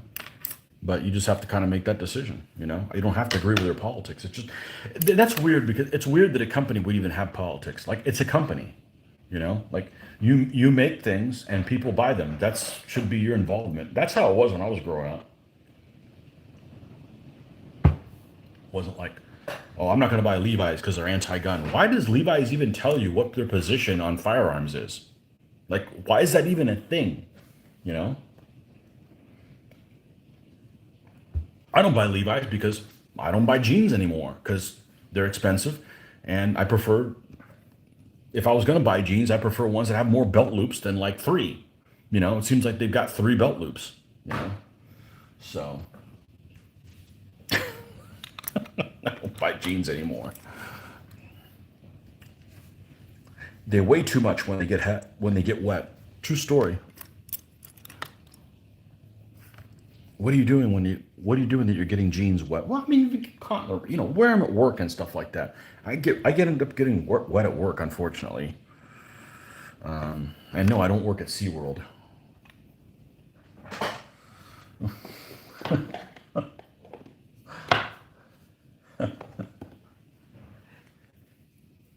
The Brush Liquor Society, the consortium of brush liquors. A lot of this stuff A lot of the problems as a painter, my biggest problem as a painter is the equivalent of writer's block. Like, okay, I don't know, what am I going to do? Let's see, I'm going to paint this figure. I want his jacket to be this color, but I don't know about the pants. So let me not paint them. Just freaking start painting. Paint what you know. You know what it's going to do. Just paint it and you'll figure it out. And if not, you can fix it. It's just that once you can overcome that whole, arguing with yourself or whatever, so to speak, a lot of things don't get done. You're like, oh, I don't know what I'm going to do, so you don't do anything. Well, that's a fail. You lost that battle. Well, as a background, I just started painting. I was expecting it was going to turn out like crap, and it didn't. So,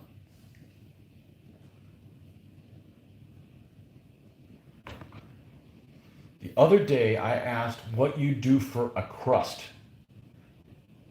That's Aussie for what do you do for work? Oh, I don't want to talk about.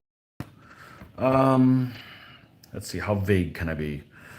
Um, I load people down with stuff and I tell them where to go. I am a shipping manager for a precast concrete company. That's it. And I've been doing it since 1994, right out of college. And there I was today. And we're super, super busy. We've been super, super busy since 2012, so it's been going a while. So I am a building construction graduate from college, and I don't use that in my field, as most people do. Most people, unless you're very specialized, you I do not do what they go to school for. That's pretty common, unless you're like a lawyer or a doctor, something like that, chemist, you know. Okay, have fun. I'm going to bed now. Okay, nighty night. And I don't know how you got your icons to go backwards, because your name is upside down and backwards. I don't know how you managed to do that, but I really don't know how that works. I'm not really a technology person. I just haphazardly found out how to do this. So like 3 years ago, I'm like, it'd be fun to do our videos. And I'm like, okay, well, I have a phone that's capable of doing that. Let's try it. And if it's not too much trouble, we'll do it. And it's come close a few times. The live videos are no trouble. The editing isn't a problem. The problem is okay, I've got it edited. Okay, and now in your phone it's crunchy because all this is done on a phone. I don't use the computer to edit it, because if I do use the computer to edit it, then I have to upload it from my computer, which means I have to upload it at my DSL speed, which would take a week, and would allow no one in the entire house to watch television or get on the internet as well. So I've got to do that from my phone. And I've got a good editor that I'm comfortable with on my phone. I could make my videos more complicated, but it creates an exporting issue. So it takes a long time to, once the video is where you want it, you got to do a thing called export it, which really should be called crunching it into packets into a format that you can send it out. But I think that's a little bit long-winded, so they just call it exporting it. But exporting it actually doesn't send it out. It actually compresses it so that it can be sent out. And that's the process that can take a long time, and generally takes about as long as the video is. So if I'm shooting a 2-hour video, that process could take 2 hours. It used to. It's probably been cut in half now because I got a phone with more RAM. But it's a pain in the butt. During that time, I can't surf on the internet. I can't take a phone call. If I take any of those things, it interrupts the process. I got to start over again. I got to keep refreshing the screen. So that part is the part I do not enjoy. Editing the video is actually okay. It's I am handcuffed to my phone while it exports this is the part that's the problem. Even the sending it up to YouTube, uploading YouTube isn't a problem because it doesn't take that long, and I can do other things while I'm doing that. It just slows down the process. So there are some websites, what, to turn your icons upside down. I think it's cool. I like that. You made like another language without making it in another language. Creative.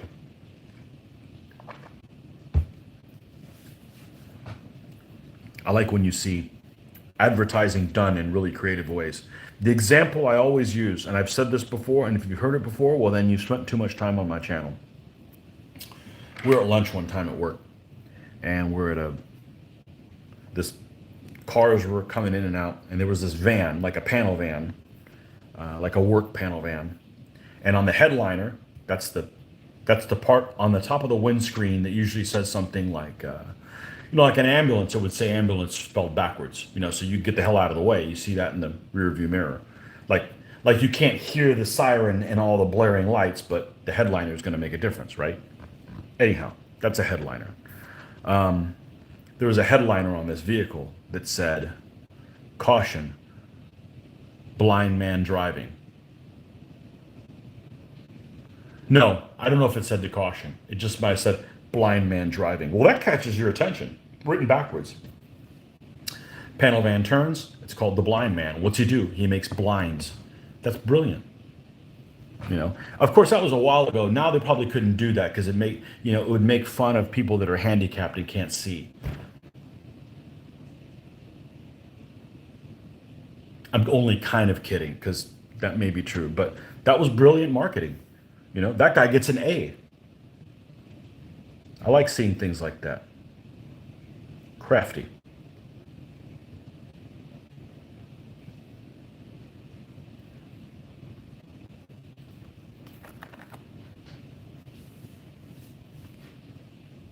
Crafty, crafty, crafty. But lots of businesses aren't that way. They don't give me a chuckle.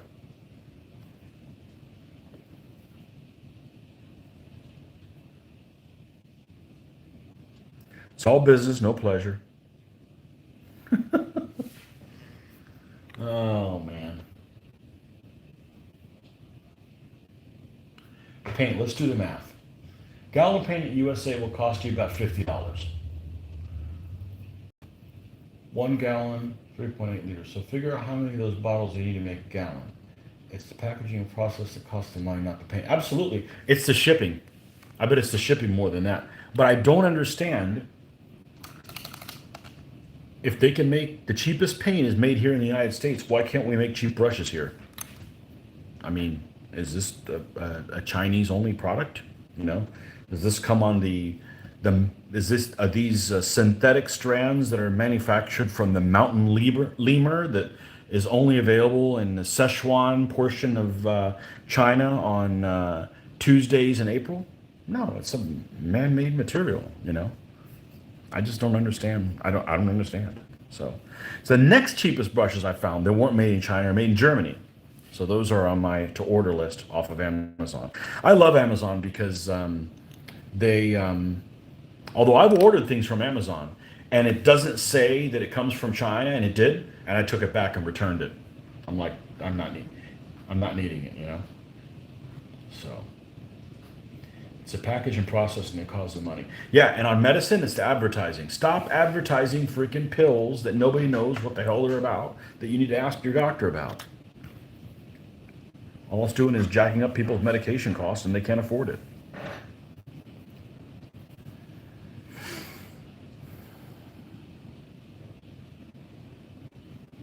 I hear it's raining. Well, if it wasn't raining, today's temperature, where are we? Early July, it'd probably be in over 95 degrees here, so yay for rain.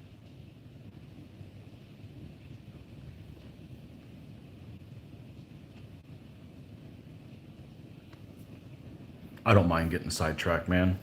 You guys ought to know that. I appreciate it. Keep me involved.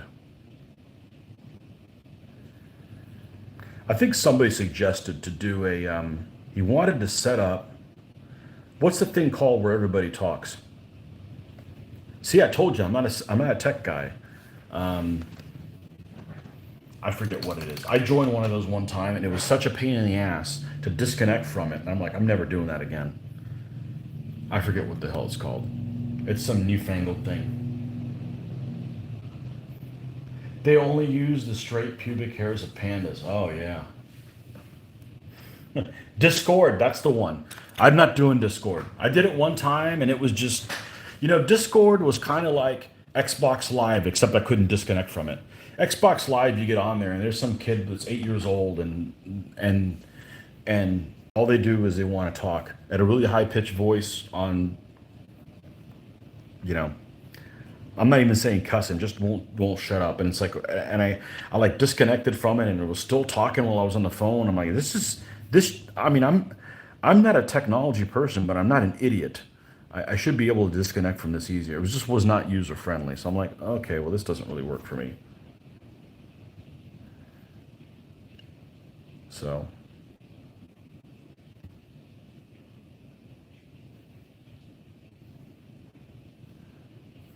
and unfortunately, on the videos that I do, I have to put that all comments are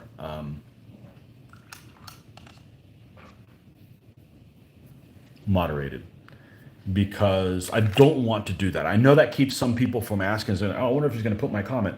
Well, if you're not nasty, yeah, I'll put your comment. But we've done videos and people will do like links to adult websites and things like that. I'm like, that's all cool, but that's not what this is all about. You can do that on your own. You don't need me to go to those sites. So and you'll get comments on there like, and the thing is if I don't moderate them, they're already out on in the comment section of the video, and then when I wake up in the morning, I've got to like feverishly try to track them all down and delete them. Whereas if I have to moderate them, I'm just like, oh, that's garbage. No, no, no, no. We're not putting that on there. Nope, nope. So unfortunately, the comments have to be moderated because some people, I don't know, how does that work? Do some people get every time they post a link, they get paid a millionth of a cent or something like that, and that's why they're spamming everything? Because I don't think that any of them are getting people that all of a sudden go to their sites because they're spamming it on a site that's not even related to it. It's different if like I give somebody a suggestion of, hey, I buy my paints from such and such a place, or one of you guys suggest a website or something like that. That's related within the hobby, but just some random thing that's about, live dancing girls. And it's like, that's not what this is about. Like, what purpose does that serve other than to make that the spammer a millionth of a cent, So,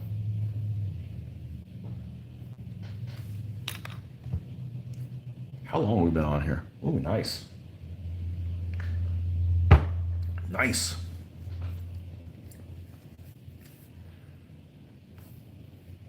Good stuff. So I'm glad to have conventions back, but I don't care about the gaming. I want to hang out with folks, you know? So that's why I'm like, I'm glad that our convention, at one point, like, hey, we're going to hold it, but we have to all wear masks. I'm like, well, I'm not going to go. Not because I don't wear masks, just because I can't interact with people, you know? So that defeats the purpose of me even going to a convention. I certainly don't need to go to a convention to play games. I play enough of them. It's just to, hang out and have a beer or, or whatever. And, I can't understand people. So I'm glad they did away with that.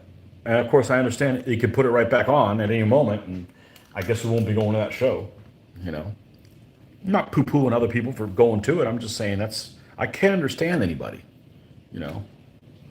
So, live naked DBA, no. No.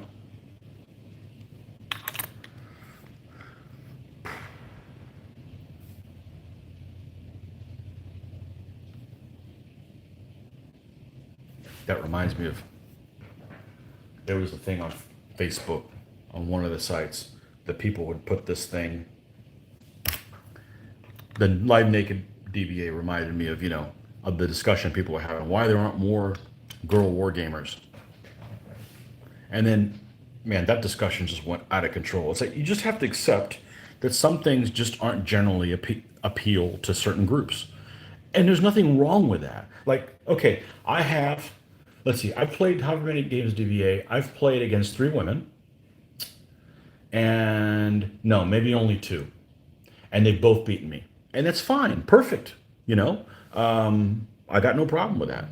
I'll go to the range, and my wife will outshoot me. Okay, whatever. It's not like it makes me less of a man, you know. But you're like, well, why aren't there more women war gamers? I said, well, maybe it's just something that they're just intrinsically not interested in. Let's back up a little bit. I mean, I don't want this to really necessarily be a controversial, discussion, but let's look at it logically. Most of these war games, the women are kind of in the sidelines. I mean, yes, they were important, and yeah, they kind of got a bad deal in that, they weren't in control of a lot of situations. So that could be part of it. Society is another one, but there's just some things that happen a certain way, and that's just the way they are. I go to Joann's Fabrics, okay, to buy my hobby stuff. Okay, all right, let me back up. I've been in Michael's before getting my hobby stuff, and one of my wife's friends will say, "Hey, what are you doing here?" And I'm like, "No, no, no, no. This is my store. I'm the crafty one." Or I'll go into Joann's Fabrics. I'll be the only dude there. Okay, guys don't go into craft stores, whatever, it's not a big deal, but yeah, we've had women war games. We've had the girlfriends came and game with us, not mine, but one of the war game sessions that we had. It's cool, but there's just some demographics that just aren't going to be interested in certain things, and that's fine. It doesn't mean you're anti that demographic. It just, it's like before we were doing these videos, okay. We went we put on games and we'd advertise them and stuff, and if people don't come to them, they just don't come to them. No harm, no foul. It's like, here's what it is. All you can do is, here's my videos, watch your videos, and if you don't want to watch the videos, you don't want to watch the videos. But people just get upset for reasons that they have no control over. That was the solo game. My wife is a seamstress. I'm the only guy in Joanne Fabrics most of the time. It's cool, dude. I could spend 6 hours in there. I'll look at buttons, like, okay, these buttons might make a good shield. I could replace them. There's all kinds of creative things in there. The felt. Yeah.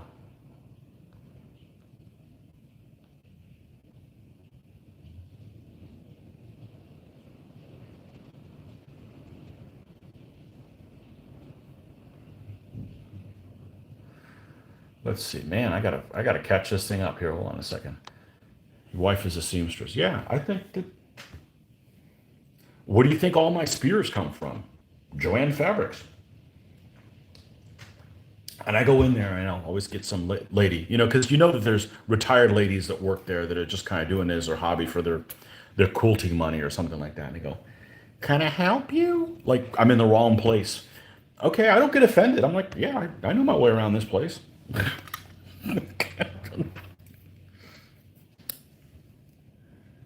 Yeah, I could spend 6 hours in there.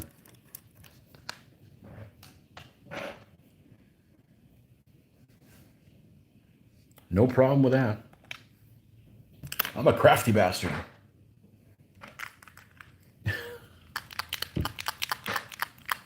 Yeah, that was a big to do. People getting into like, I don't do that on Facebook, man. I see something I don't like, I go the other way. And I got strong opinions about things, but okay, I don't need to convert anybody. When's the last time you saw some heated argument and somebody finally backed down and said, "Yeah, you're right." It doesn't happen. So like, why bother? You know? How about we fight? Well, how about we find what we have in common and we talk about that?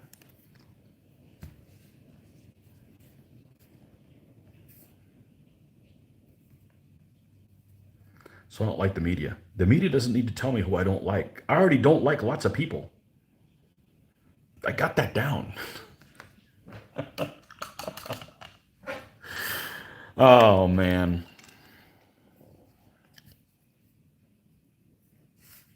I know one guy that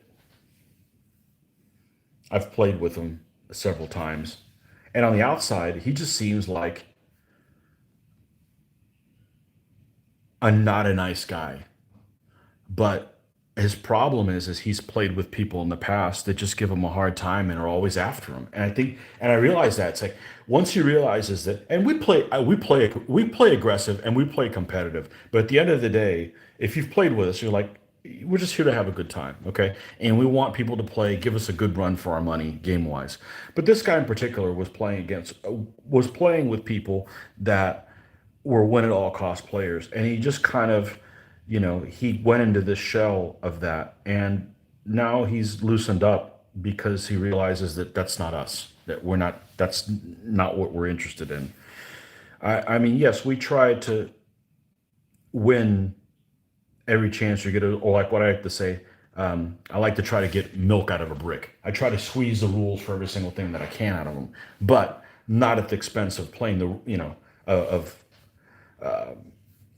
win at all cost, or oh well, this rule applies to me but not to you, or vice versa, or you just be honest with stuff like that. There's a lot of people that are I don't have a tolerance for dishonest gaming. It's just a game, and you're there to have fun. And if you're not having fun, then you don't need to be doing it. So this is therapy. This is 100% therapy. So, but he's a nice guy, and he's on the opposite end of certain things that I am, and that's okay. We don't talk about that stuff, you know. Um, but he was just around the wrong folks, and they just kind of put him in a bad mood. I get it. If you got one guy who's a bad apple in your group, the good people in your group aren't going to make him better. He's just going to turn people you know, into more him. So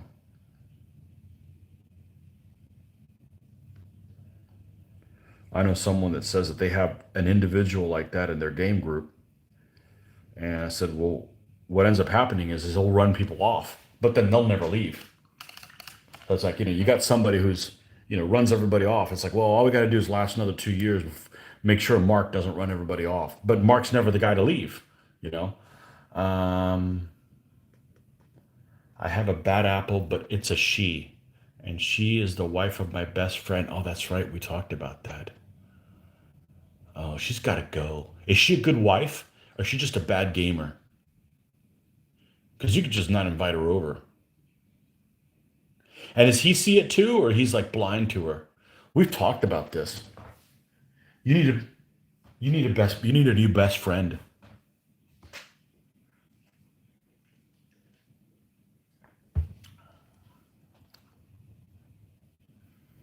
Both.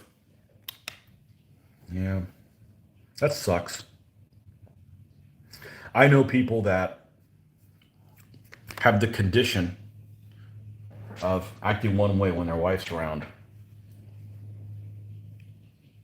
He's 100% under her spell. Wow. As a guy, as a guy that worked under me a long time ago used to say, sucks to be him.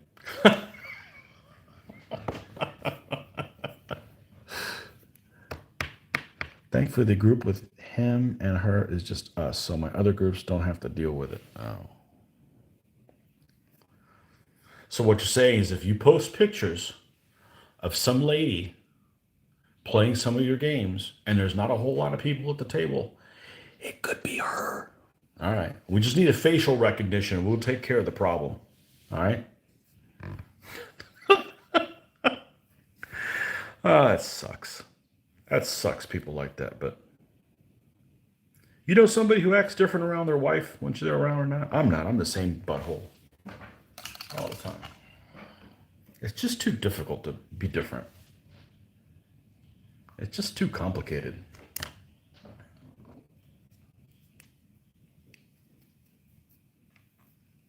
It's not about bossing your wife around. It's got nothing to do with that. It's just be yourself.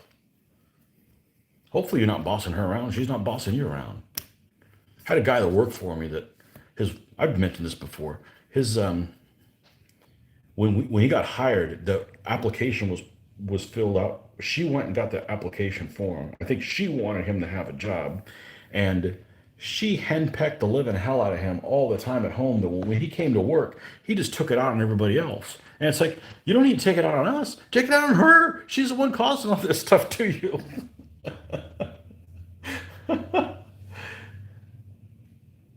You could probably spot her a mile away when I post a game pickups. Okay, so here's what you're going to do. Next game session, just invite them and I'll know who it is.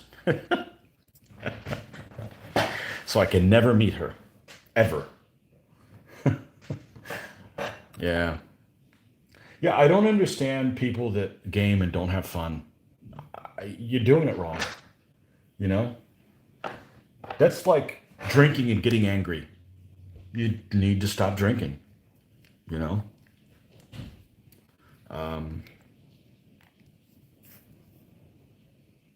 I did have a drink one time after I was already angry, and that wasn't pretty. I didn't do anything, but I could just tell that,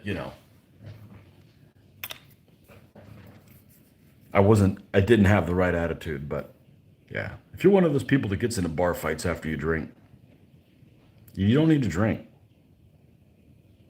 I'm not, I'm a hugger. So,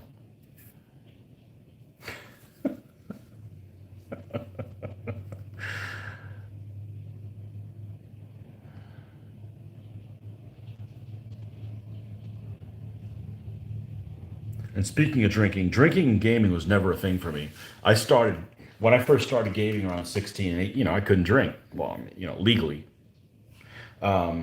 So I never put two and two together. And all of my gaming really has involved a lot of like thought thinking. Actually, DBA is probably the least amount of thinking that I do, probably because I've done it so much, so I don't need to do it as much. But all the other stuff, we're either played on the floor, range estimating range. I can't drink alcohol and do that. I need my freaking brain for that. So I never put the two together. To me, it was the two didn't go together. So. Sometimes you just clash with people. I D&D'd with about, yeah, some people just aren't compatible. I D&D with about four guys and we have a great time. They sometimes game with another fellow who I clash with. So when they do, I don't go so I don't ruin it. And what's the problem with his clash issue?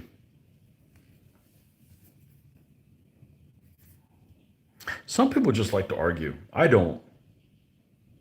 I'm like, well, I think the sky's green. Well, I don't think it is. Well, we just disagree. Okay, cool.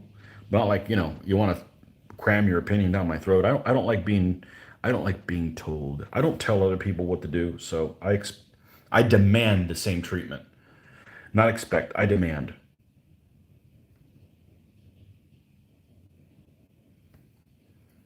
What color should I paint my Romans? Well, I think red might be okay. Well, I'm going to paint them. I'm going to paint them purple.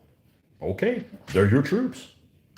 I'm not going to get in a fight with them. They're his troops. He can paint whatever he wants. You know. Yeah, I can certainly clash with people, but I like to walk away from those situations when I'm not being paid. You know what I'm saying? I mean, gaming doesn't pay enough to deal with unsavory people. Just two personalities that we don't get on. Not his or my fault. We just don't get on. Well, I'm taking your sides. I've never met him. He's never typed anything to me. It's his fault. Assuming it's a he. Yes, I just assumed his gender.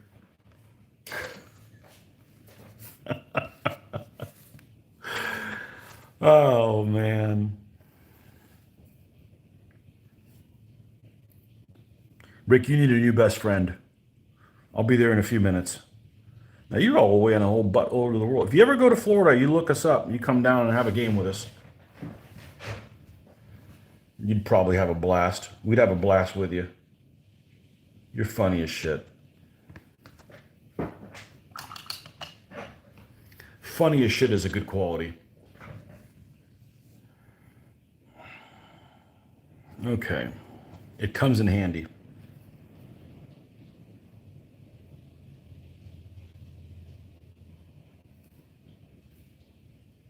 You got to be able to laugh about when things happen. that are in your favor in a game. You know, I mean, everybody wants to win, but you got to laugh at really ridiculous things when they happen to your troops or whatever situations put yourself into. You know, I think if you can do that, I may not be able to do that in real life, but I can do it in a game.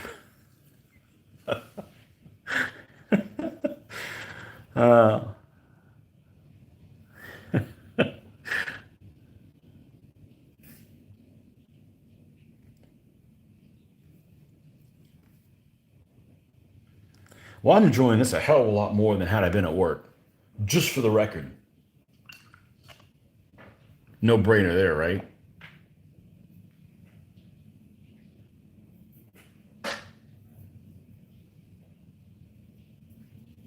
Was that Mitch's son in the Blind General 2 video? Yeah. It's hard to think of him as his son. Yeah, the Batavians. It's hard to think of him as his son. The problem is Mitch is, oh, I'm just bowling for numbers here. I'm going to say he's 53. He's 3 or 4 years older than me. And his son's, I think he had him when he was 18. So, you know, you do the math. He's in his early 30s. So I would never call him, hey, Mitch's son, come here. But I do say stuff like, you Hardbocks are all the same, you know, things like that, you know. So,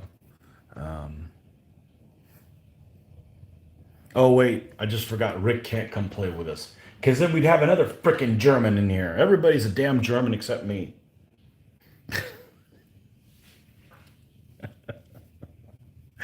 I got nothing against the Germans. My people have never been enemies with the Germans that I know of. Is that right? Probably. Don't think so.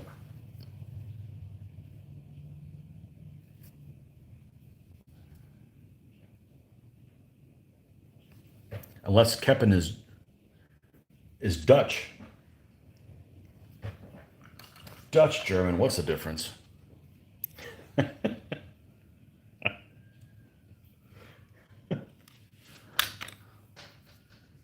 Clogs and cuckoo clocks are both made out of wood.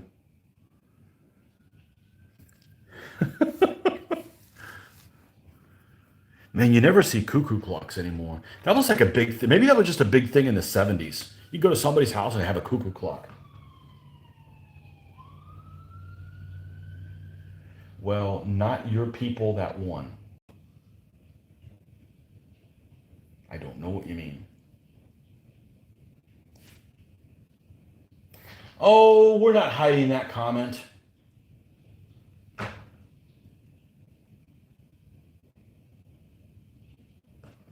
No, why did that get deleted?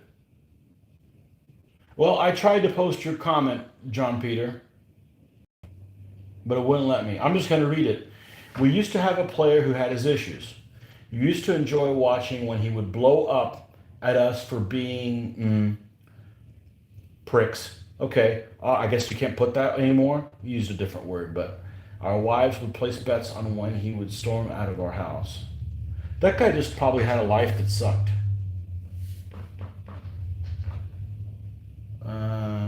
Finished painting 2 regiments of 1895 light lancers on the spray varnish and basing. Oh, good luck. No cloudiness. Spanish Civil War. Well, my people were gone from Spain by that point.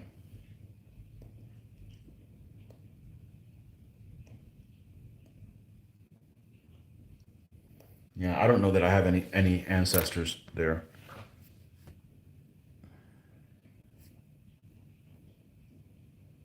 I got a book to read on that on my read list. That's a subject that I would definitely want to read something that's balanced, and I've got a couple of things. Your spray varnish never clouds. Awesome. Blow up, not good for YouTube. No, no. The word they didn't like is Richard Head, which I don't have a problem with it as long as you're not calling somebody directly. I have profanity on my channel. We don't call anybody anything.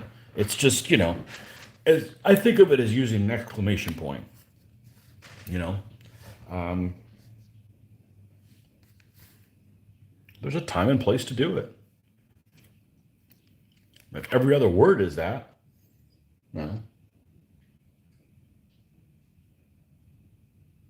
Use blow dryer to bake on. Oh, cool. Yeah.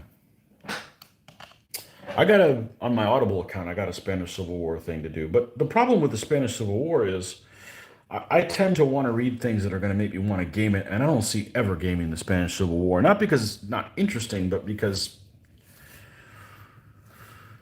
I can't game everything. I thought about doing Spanish Civil War naval. Down to the bunker. I've never lived in a place that had a basement. I don't know what one is. Even when we lived 3 years in Alabama in the late 70s, we didn't have a basement. Never.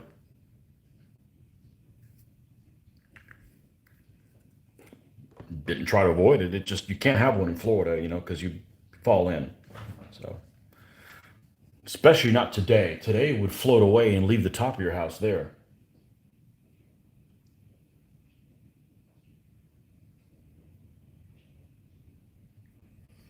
Find the Carlos War, very interesting period of Spanish history.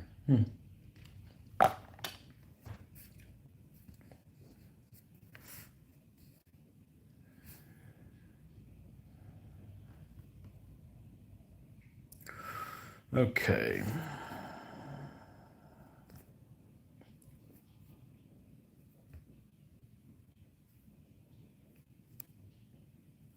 Yeah, I'd say that whatever you want.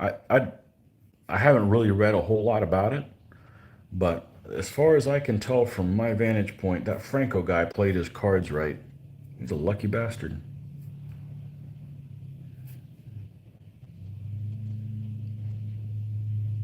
Oh, the old mustache guy wanted him to pay back his debts. He's like, nope. Smart move.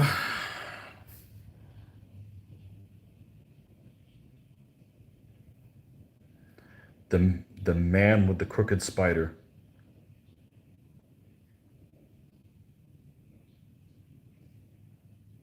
That's my problem with Facebook. You can't put stuff of him on there, even if it's in funny. Okay, I get it, but you can put the style. You can put Stalin stuff on there. Like they should be held to the same by the same rules. I mean, neither one of them are good. Are good guys. Certainly, neither one of them are good guys. Be consistent. How about no dictators?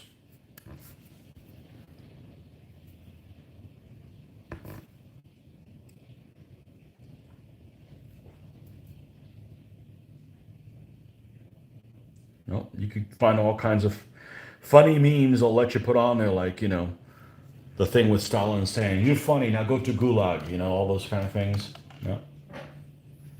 You can put him on there, but you can't put the other guy. Not that I want to promote either one of them. I just wanted to poke fun at them. You know?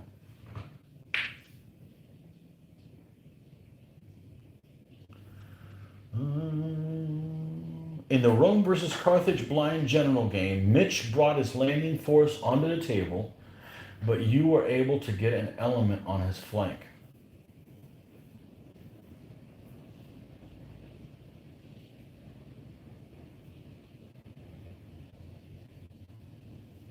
Some people just have issues with certain aspects of history. I have a friend who cannot play a partisan in the Balkans. Well, that's not very limiting. I mean, how many games do you play with the partisans in the Balkans? His folks came from there and were driven out, but he has to play the Germans. So he has to play the Germans cleaning the partisans out. Okay. I can play any side of history. I mean, I certainly have preferences to different sides, but I would play either one. I mean, I don't like the Mongols, like I mentioned, but I play the Mongols. You know, they didn't do anything to me personally. When you move the element behind him, you mentioned that you couldn't contact the Carthaginian spear in the rear. Wondering why? Because I couldn't reach contact completely. So let's see. Do I have two stands here? I do. We'll even use real figures. Boom, boom, boom. They'll both have to be knights. Sorry. Okay. let's say this is the guy that landed, and this is my other unit that wants to scoot around the back. When you make contact, you can get the free slide up to one base width on the unit's front. But if you're trying to contact the side, you physically have to be able to make this distance. Okay? If they're fighting somebody else here, then you can overlap like this. You don't have to make this. Obviously, you won't be closing the door and outscoring them won't kill them, but you can do this kind of a contact. But if you want to do the same on the back, for whatever reason, the back doesn't allow you to just do this. You have to make the full contact on the back. You know, and that may be so that you don't have the, I'll just do this and it's a tripping hazard because it'll just pick up. You've got to be able to physically make the distance on the back. And that was the problem.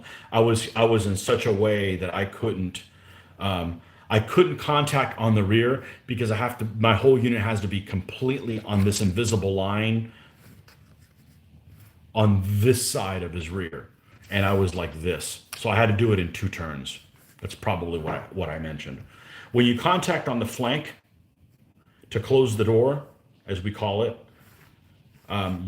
this entire unit has to start on the flank side of the unit. It has to be on this. In other words, this line has to be on this side of the unit. You can't be like this, where some of the unit is to the front, and then be able to contact them on the side, because it's almost kind of like you got to give him some time to react. Because if he did that, he'd be like, no, you don't, you know. But if you start all the way on the flank already, then you can contact. Same thing, if you start all the way behind the unit, then you can contact them on the rear. And you have to make full contact on the rear to contact on the rear at all. Hopefully that answers your question. So, and again, I didn't write the rules, or they'd be clearer. May not be as good, but they'd be a lot clearer. And every time we get something wrong in the rules, it's one step closer to writing my own. And I have no interest in doing that, so. Not yet. Not until I'm retired. There's no money in it for me. I just want to play games, you know. I would just want to make a better game. But I don't want to take the author's money away from him. He's the brilliant one. I just play a lot of games.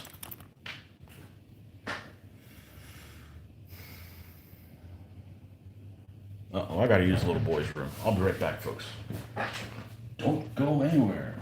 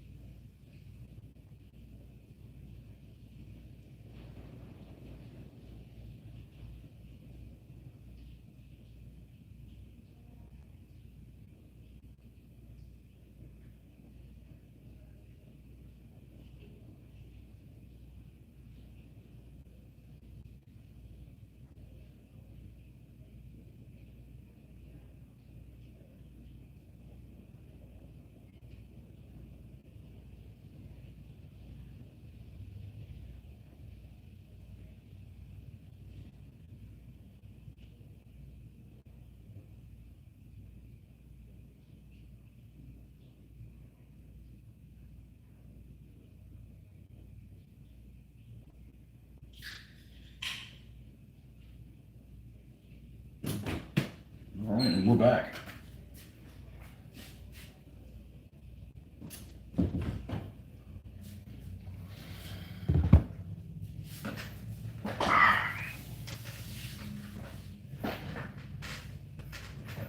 Great shot with those units and the road. You talking about the on my cover thing? I didn't take that. That was Dirk. Dirk did that on his own. He's really good at that. I would use like Photoshop and stuff if I can just like click it and figure it out. But if I have to read a manual, and that's cutting away from my painting time. You know.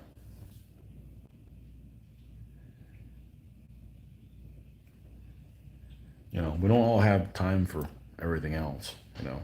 So I had somebody that this last week that I posted I post my videos on multiple sites, multiple Facebook pages. Because you never know. I mean, somebody might see something that's not DBA related. You know, I don't care. I mean, I did it. If you don't watch my video, you don't watch my video. But this guy's like, I don't have time to watch a 4 hour video. Do you have like a highlights reel? I'm like, I already made the video. I spent the time uploading it, and I'm trying to get painting done. No, I'm not going to make a highlights reel. I don't enjoy it. Well, I don't have time to watch the 3 hour. I didn't ask you to watch a 3 hour video, man. That's like saying, I don't like porridge. Well, I'm not making you eat porridge. Don't eat it, you know? Like, if you don't have time to watch all the people that I game with, none of them watch my videos. I don't know if they're even subscribed. Whatever, don't freaking subscribe to my stuff, you know? I don't care. Don't say, well, you're doing all the work, and you need to do even more work to keep me interested. No, if you're not interested, I don't care if you don't watch it, you know? That's cool. You know, there's all kinds of stuff I don't watch.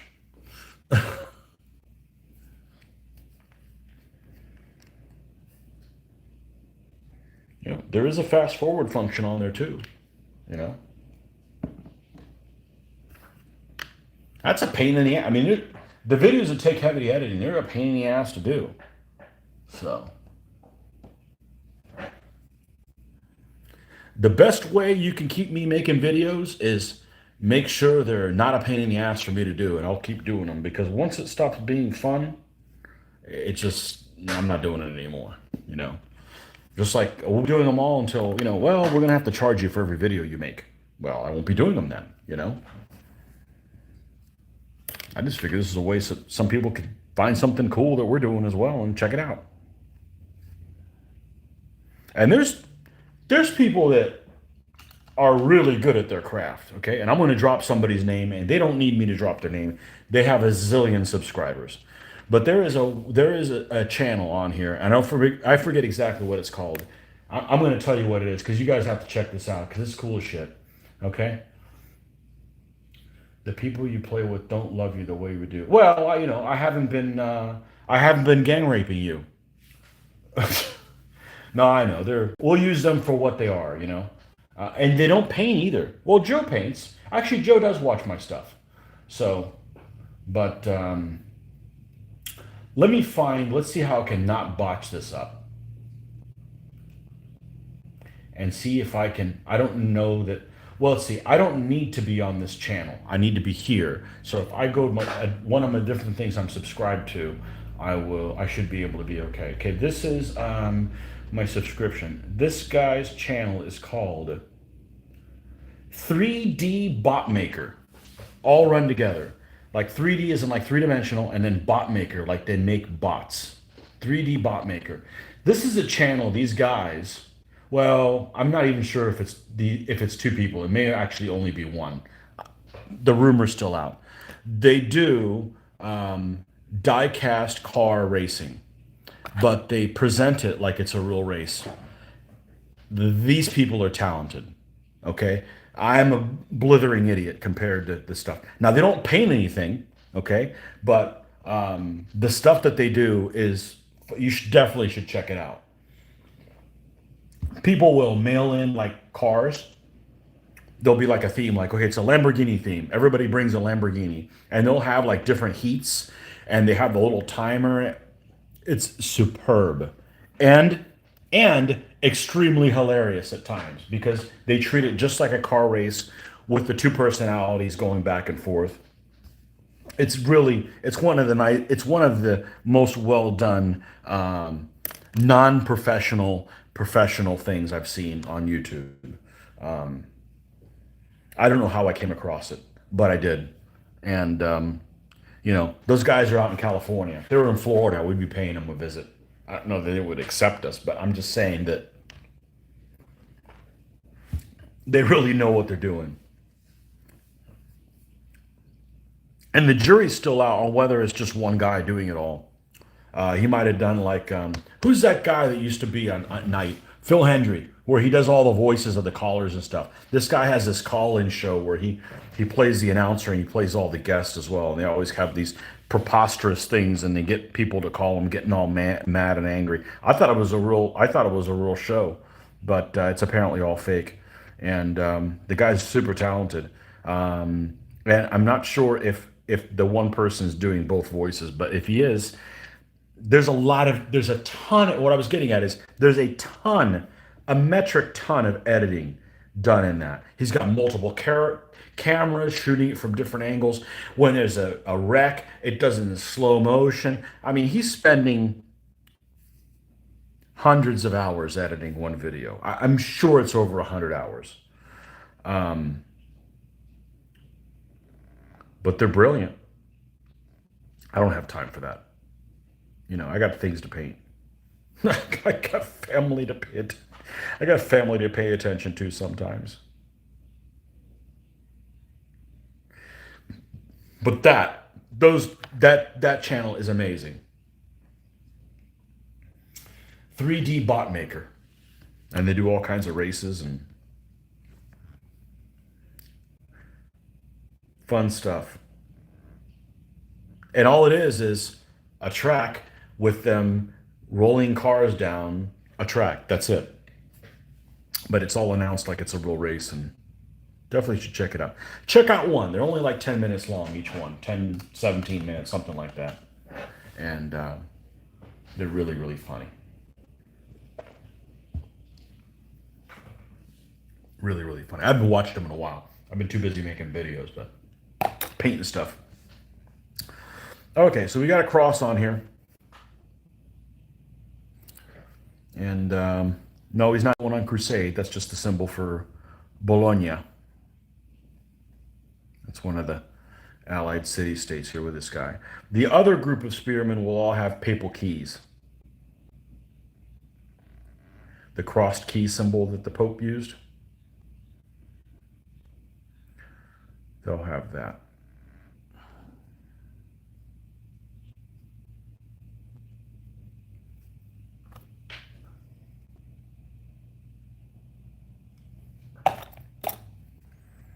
The people you play with don't play with you. They just don't know how good they got it. So I've lived in this town since 1981. But let's just forget that. Let's just say 1986, okay? Because I really didn't start gaming until about 1986. We had a pretty good group from 86 to about 91, and then maybe 92. And then people just went each separate ways. And it wasn't until 2010 that Mitch that I've had a steady gaming group in miniatures. So it was a long dry spell. Like I could do it now. All of a sudden, if everybody left, like, and they're gone, I could keep going on because I got you guys. No, I'm just saying we've got this a community between Facebook and everything, and being able to communicate with each other and share our love for the hobby. Yeah, I could keep it going now, but before then, I was like, man, there's no gaming at all. It like sucked, you know. So it wasn't easy because this town's extremely transient. People come in to get the degrees and say, okay, well, I don't mind living here. Let me get a job here. Oh, you pay how much? How much do you not pay? I'm leaving, and that's kind of how this town is, you know. So, but it's not a bad place to live if you've got a job that you're happy with and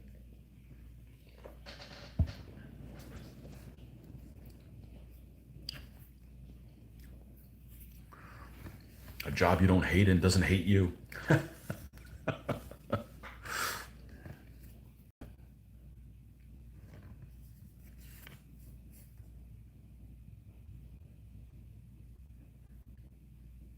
But I would imagine that. More people, more and more, can choose where they live and then just work virtually. I think that's a win. You get to pick where you live, and the employer gets a bigger pool of people to choose from. You know, you may have a business in Idaho and nobody wants to move to Idaho or wherever. Let's use North Dakota. That's probably more accurate.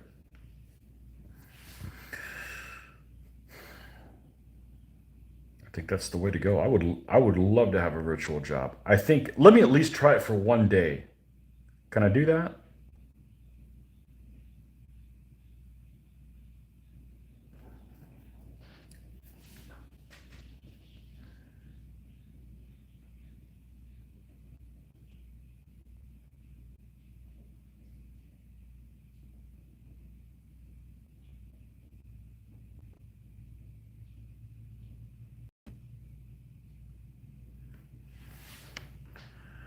Let me at least do that.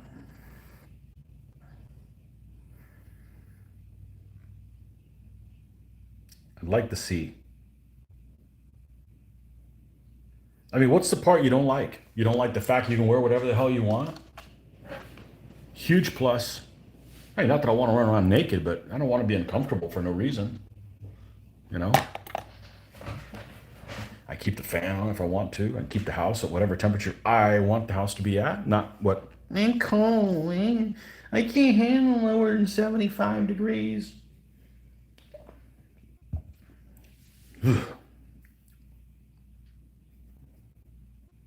I know some of you people live with a significant other who likes a temperature difference completely different than you do. I don't know how you people don't murder each other. I do not have that problem. That would be what's that? What's that cause for divorce that people cite? Ir- irreconcilable differences. Is that the word? Tells you how much I've been practicing to get a divorce. Yeah, that'd be one for me.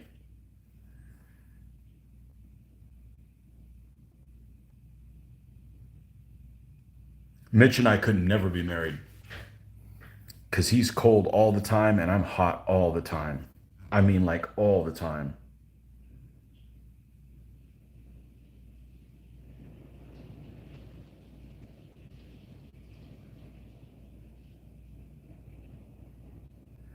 And he works in a freezer type environment, and I work in an outside type environment. That's why you know there's no God.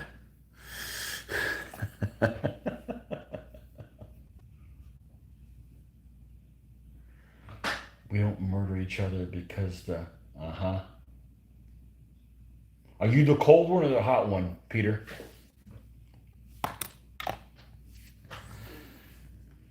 I'm always hot. I gotta have air circulation. I'm just a spoiled American. Oh well, shoe fits. Gotta have ice in my drinks.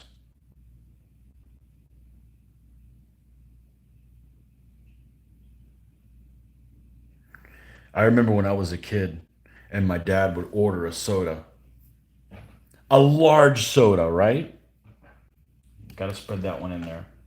My dad would always get little or no ice. And I'm like, I want more ice because you could drink the soda really fast, but the ice will last for a while. You can suck on that for a while. I like ice.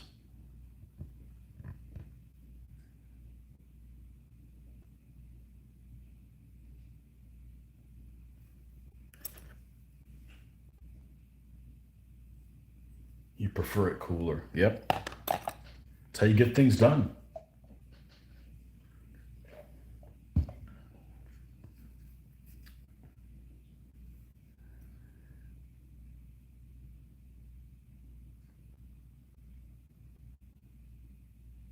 I could live without power. I just need air conditioning. What?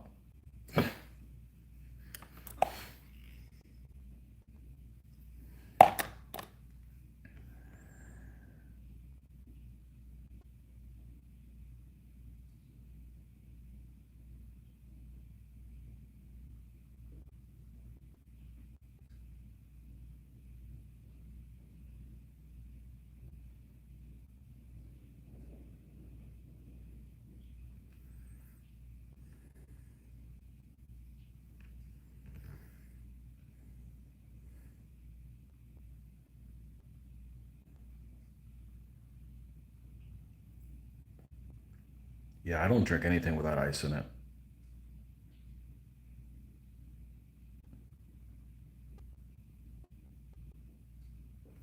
You know, here in Florida, you can't drink whiskey at room temperature. You're basically drinking it at 73 degrees. That's freaking too warm. We don't have basements or it's not 60 degrees or something like that. You gotta cool that stuff down.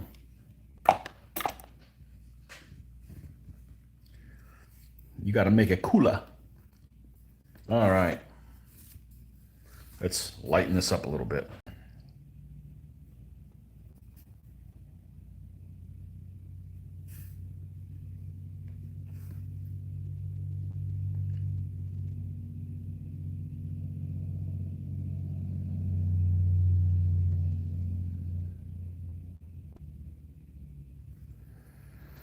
Okay. And let's take a little bit of white and brighten this up a little bit.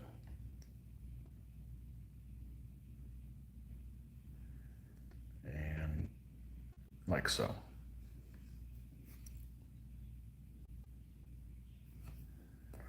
And then I think there's some straight white we can probably add to it in a few places and brighten up that shield in certain places. Especially while driving. I feel a bit tired because my wife likes it hot in the car. I'd throw her out. I try to crank the windows down and get in some of that nice cool air. Yeah, you can't crank the windows down here. Maybe in January.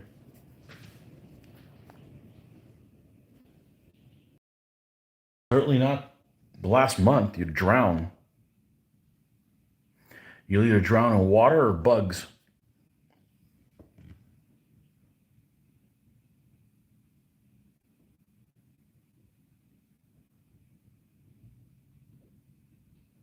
Hot in the car.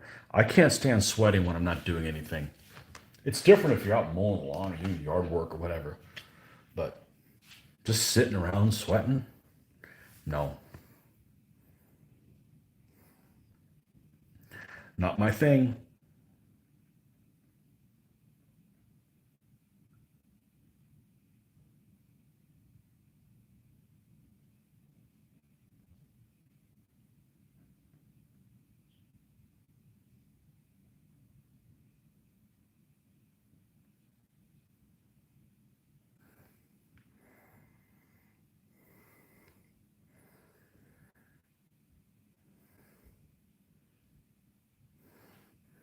Well, getting close to finishing this guy.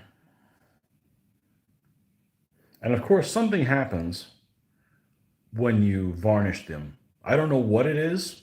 It evens all the tones. It does something that they look better. So, because I'll be looking at this guy, I'm like, I don't like this guy very much. But when I end up spraying him, he'll be like, oh, this guy looks pretty good. All the time that happens. All the time.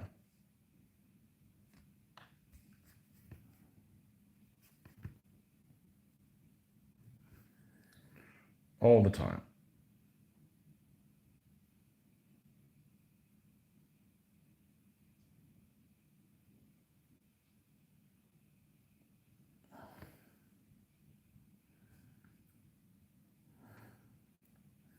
Okay, we're going to call this guy done. Now, I may go through and even out their shields because the first shield I did for these guys, I liked until I did a second one, and I liked the second one better, and they're uneven. And I'll show you what I mean by that. Let's put all three of them out here. The one in the middle is the one I did first, and you can see it's a lot darker around that red. Bring this closer here. Oh, maybe it's not that noticeable in this picture. See, the two on the ends look more similar. The one in the middle has more of a dark color in between the red and the other one. So we'll probably go and tinker with the shields all at once, get them all look more equivalent, but they all have some kind of brown or off color shirt. So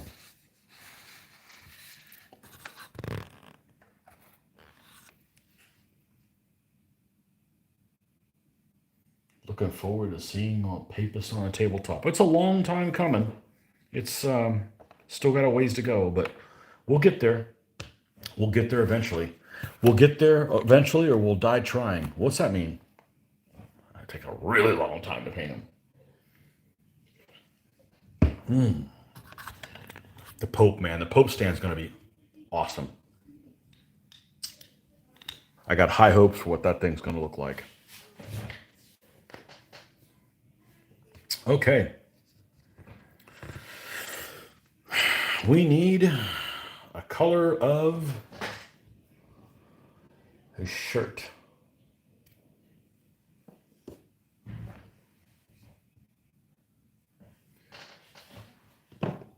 Could probably use a grayish color on this guy.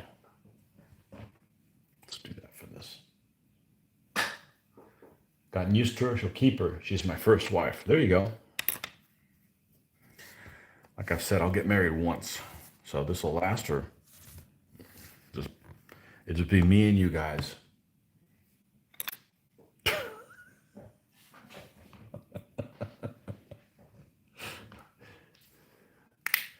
I could do worse.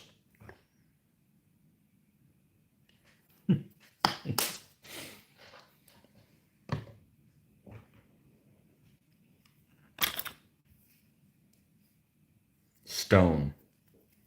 This is the hoof color. It's going to be off-white, one of them. It'll be fine. I'll use brown so it won't turn into super grayish. You have a... There we go. Do you have a spot of brown here?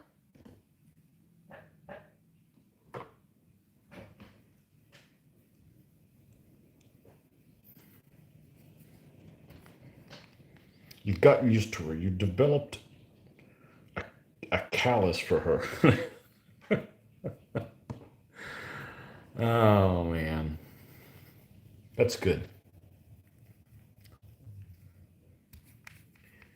That's good to hear. That's becoming less and less common every day.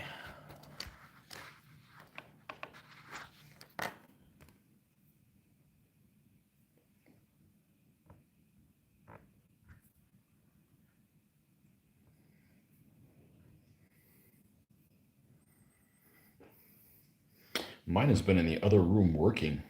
She can work from home. Thank goodness somebody can. It actually got sent home. True story. She works right next to where I do.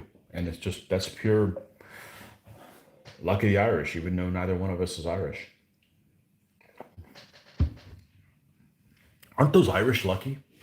Man, those Irish are lucky. They're almost as lucky as the Burgundians. The Burgundians are still the luckiest folks I got.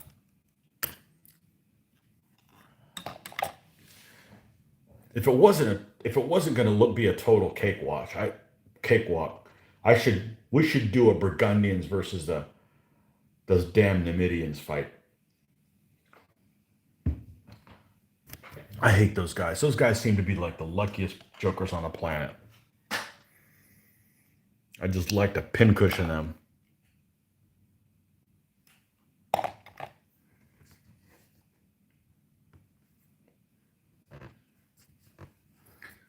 I think I pulled the stats on them, how many times they've beaten me, and I haven't beaten them.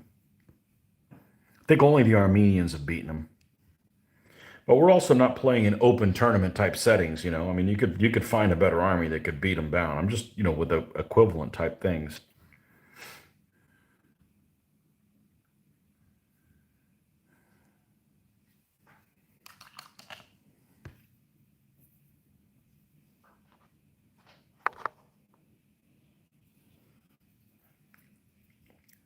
The papists.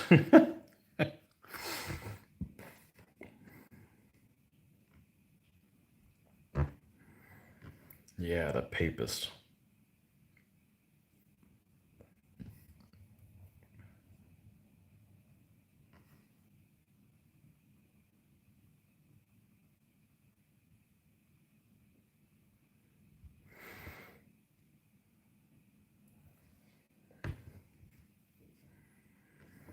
I like this. I've been painting for a while. It's only 6. Oh, man. Good stuff.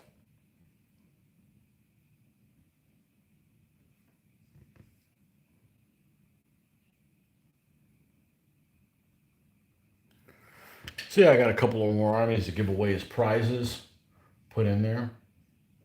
So thanks to Mr. Jim Chaney for that.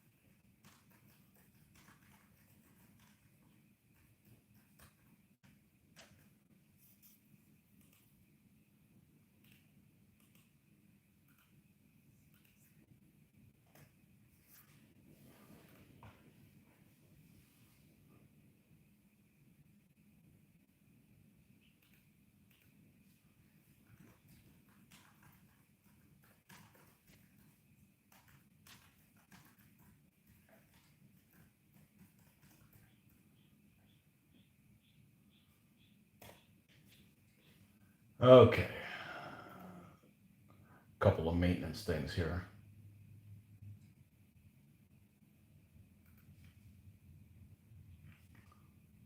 All right.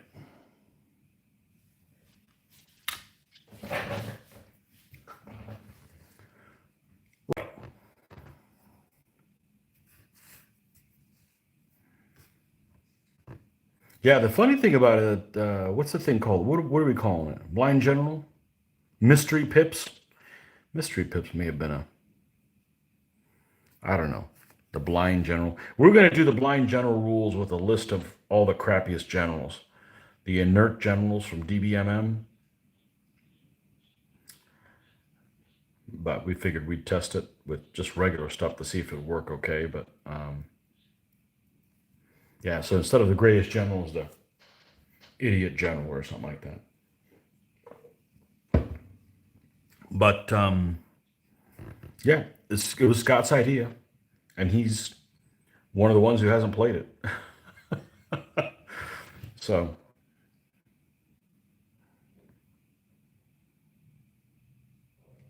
yeah, we love it, and Luke liked it too. So it's a hoot.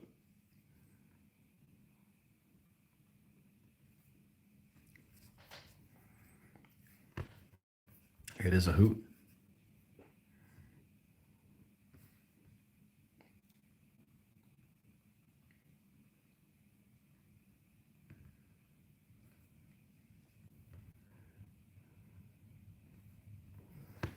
All right, let me get rid of that big old thing now.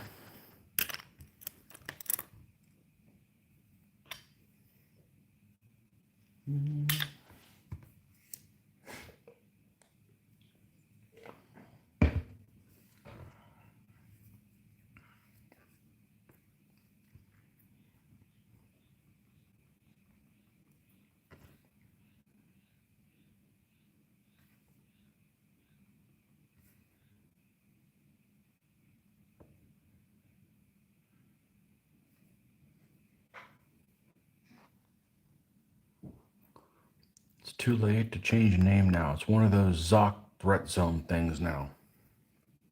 Yeah. ZOC, Zoc. Yep.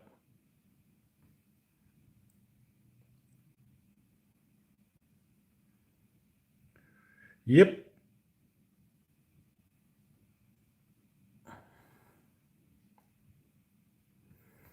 Block Zoc threat zone ever so slightly. Frog's hair. Rutabaga. Rutabaga turnip. Start off with turnips. He's the one that turned the rutabaga. I've never seen a root. I've never even. That's such an ugly word. Rutabaga. I want rice and rutabaga.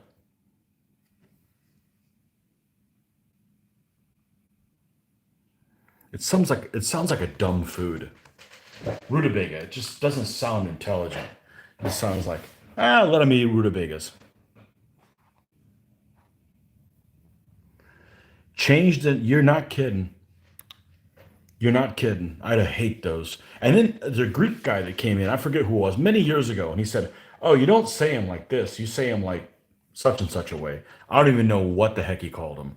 But I'm like, I can't call him that because it may be correct, but nobody will know what I'm talking about. That seems even more appropriate to do armies with having inert generals. Yeah. So I have a list that some guy decided to put a stolen version of DBMM online, but it's the older version. But I have all the DBMM books. So if we do that, I've got all these. So there's not that many inert folks, but my book one army happens to have one, and whatever his name is. Um, I booked one that Amorites. I shouldn't say I had that army. Just because you buy it doesn't mean anything, you know. I just, ooh, I bought it. Whoop de doo. You got to paint the jokers, you know. But I think I'll like them because it's the same reason I like my Courage guys, my last Arabs that I painted, and my Irish, and who else do I really like? Those two in particular, because they're commoners. They're just common guys that they're not fancy, and I have to get creative and make them look interesting. When in reality, the figures aren't that interesting, and the fact of what they have to wear isn't that interesting. So I'm looking forward to doing them, which of course means the pre-feudal Scots will be in the same boat too. They won't be very interesting as well. They just have a lot of common guys with unimpressive looking figures, but I guess that's what I'm drawn to. I like those guys better.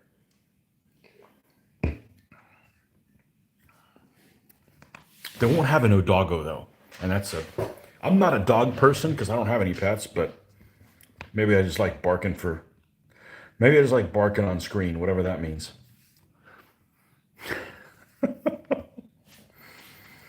Oh, doggo. I did that because it was a light horse stand, so it's not very much.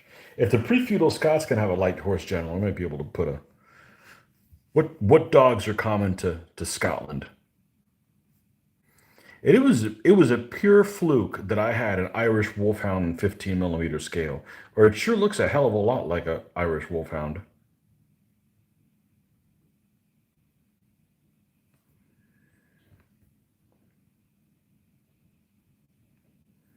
I do have some Spanish Mastiffs. They're all in the same pose, but it doesn't matter. I have some of those for the New World things. You could play Crazy General. You roll two dice, take the lower score. But if the higher score is a six, add one pip. So your range goes from 1 to 7. Wow.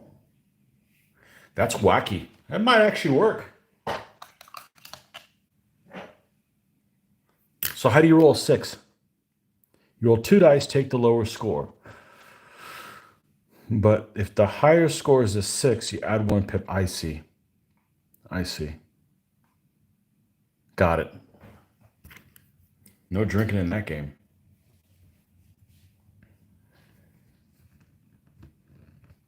We have thought with the inert general, you roll a die, and if it's a five or six, you re-roll, and then if it's a five or six again, then you get to keep it. But and do that one blind.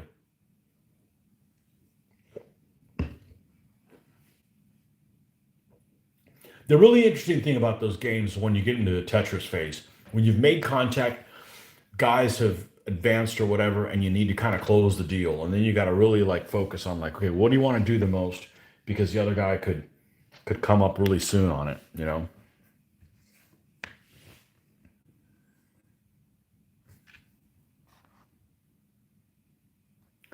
Six would be a hard roll to get. You would think.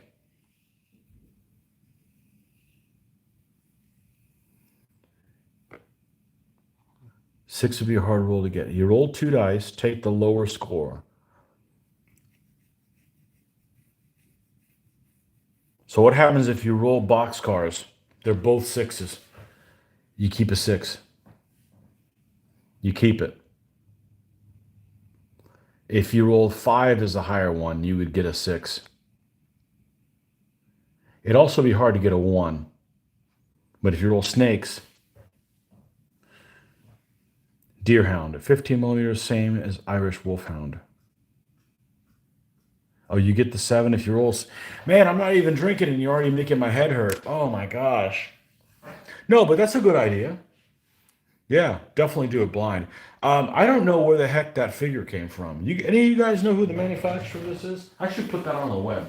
Of course, like I mentioned earlier, when people don't know the answer to things, they like to answer anyways. I'll get a lot of wrong answers as well. Let me bring them. You guys can take a picture of. You guys can take a look at them again. Who makes the miniature for Odago? Let me get him. Where's my Mick Army? Here it is. Man, I love these guys. And nobody plays them. That's another appeal. I like armies nobody plays. Where's Odago? All right.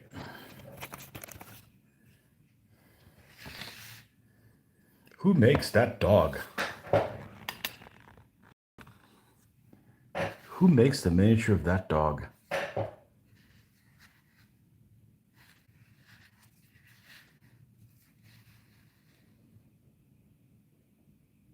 $15mm scale. I don't know who makes it. I happen to have one. Looks awfully like a... You have a huge Mastiff. Oh, but that didn't get banned. You can say that on the internet and it doesn't get banned. I have a huge Mastiff. I have several of them. I have several. It is a good looking dog, and it's done almost in the style of Games Workshop or something like that. Yeah, it just worked out. That's why, I don't understand. I don't like having any extra figures. I do. You never know when they're going to come in handy. Perfect. Not only did it come in handy, I don't even know where the hell it came from. I'm glad I had him. He kicks ass too.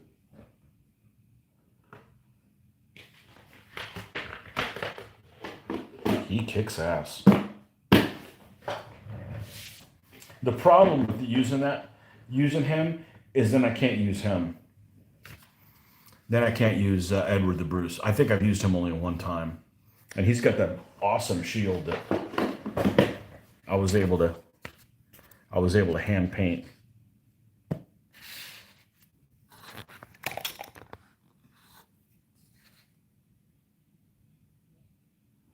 These guys are Old Glory figures from their Crusades range. Yeah, I think I've only used this guy once, and the shield is actually hand painted in a computer program. I painted it the same way I do my other stuff, but just in what's the program I use? It's called Sketchbook. And then I printed it on a laser printer. But I should have given it a little bit more contrast because it kind of gets lost. Like the actual drawing has a ton of contrast, but I need to like exaggerate it a little bit more so it turn out. But I don't get to use this guy if Odago's around because it's the same. One takes the place of the other. But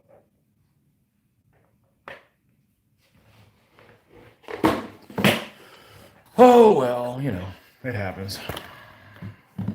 Bunch of figures are going to become terrain. Off with their heads and onto spears and poles. Oops. Should have paid your taxes. Decapitation. Always fun at parties. All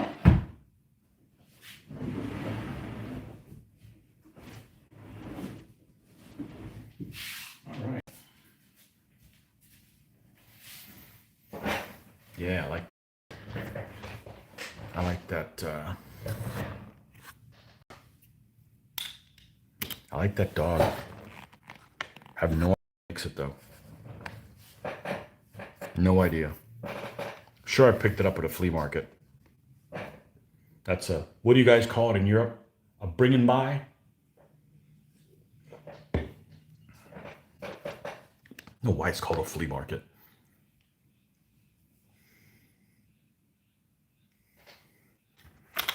Yeah, no idea who makes that. I've got some really, really small ones that are terrible looking.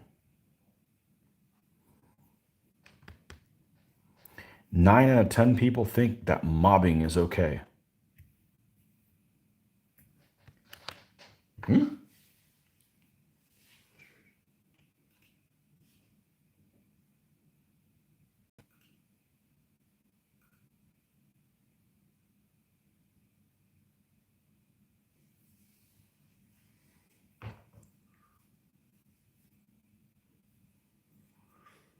Just got a notification. Fair warning, both entrances are closed due to road flooding, so you can't come into the neighborhood or leave. Bullshit. I bet I could leave.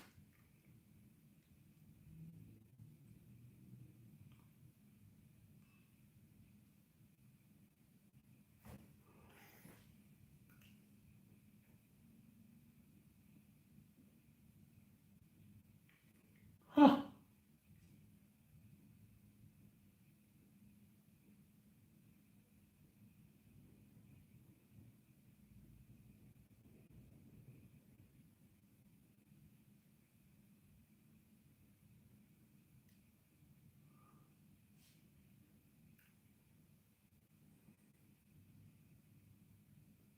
Interesting. I don't think that we had that much flooding. We don't really have a low neighborhood, but it has rained like a mo.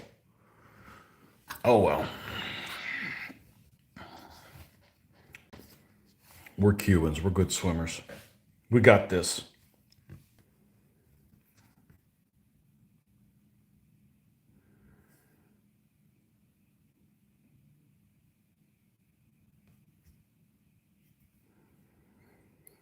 And I will find a way to get to work tomorrow.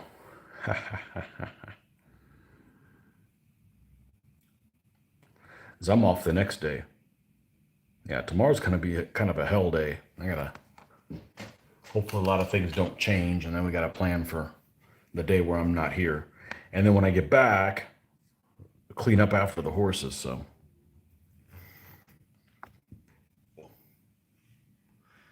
I got a can-do attitude.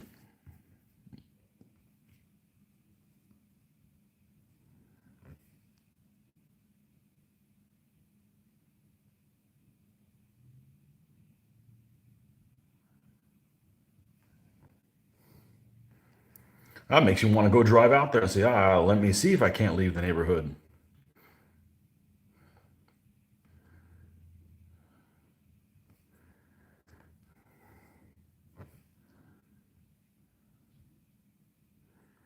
And we got plenty of groceries yesterday, so we're good for a long time. Power never went out. Shh. Our neighborhood, all the power is underground. But the problem is that the lines that feed it are not, and they go in and out of trees that are way too close to power lines to begin with. So I'm all fine having trees, just they don't need to be all up in my business. In and out of the power lines when there's gusts of wind and they knock it down, and then it takes them forever to fix it. So far so good. I'm actually really surprised we didn't lose power, but it hasn't really been very gusty. And now it's, well, let's see. Let's get a weather update. I haven't even checked that yet.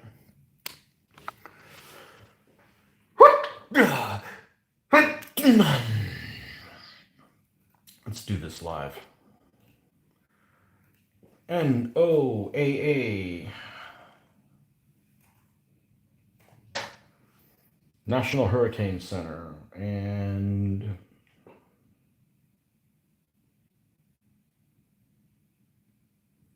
sustained winds 49. That's nothing.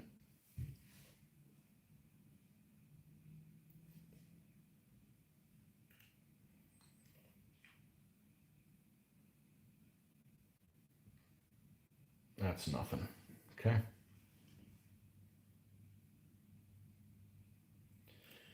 And one more thing. Let's open this up and go weather.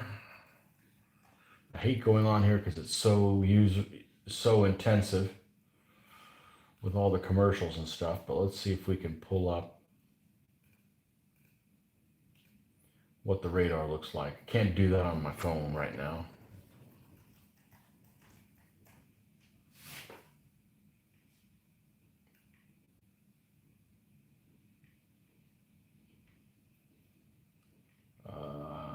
Yeah, here. Yep. Come on, you can do it.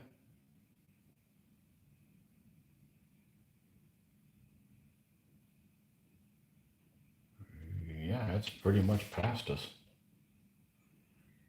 Rain and everything. Okay.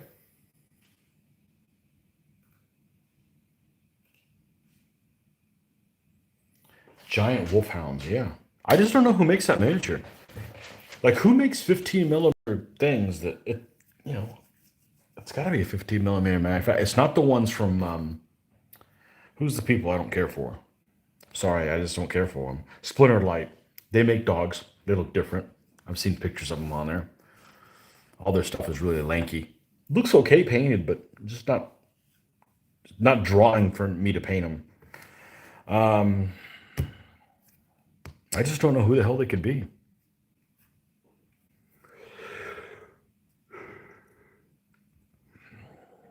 I just don't know who they could be.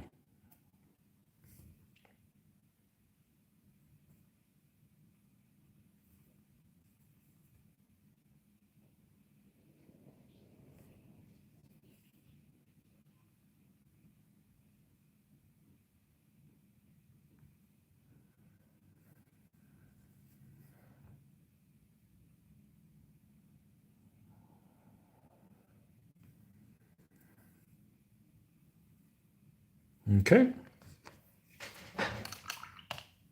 Hose. You gotta do somebody with red hose.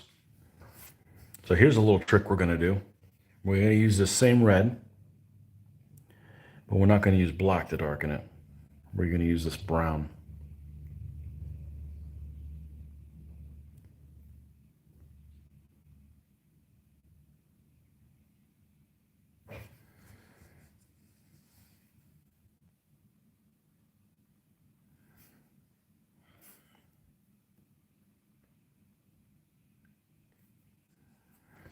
Good thing I didn't have a normal work day. I might not have been able to enter the neighborhood. Talk about being pissed.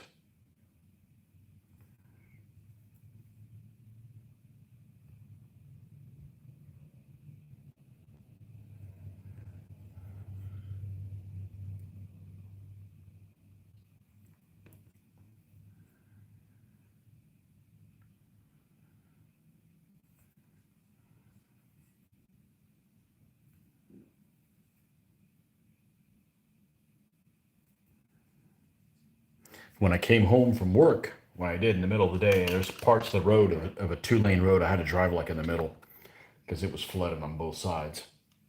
Well, I could have driven off on the side, but there was no reason to. Everybody was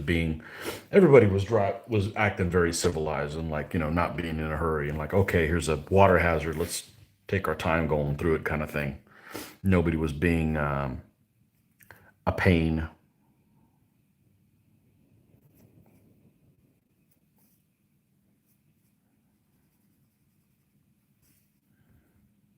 Nobody was being a pain.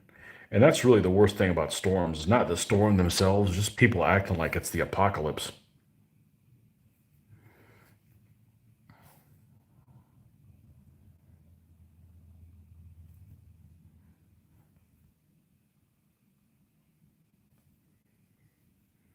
But I was getting gas yesterday, and I had an incident while I was getting gas.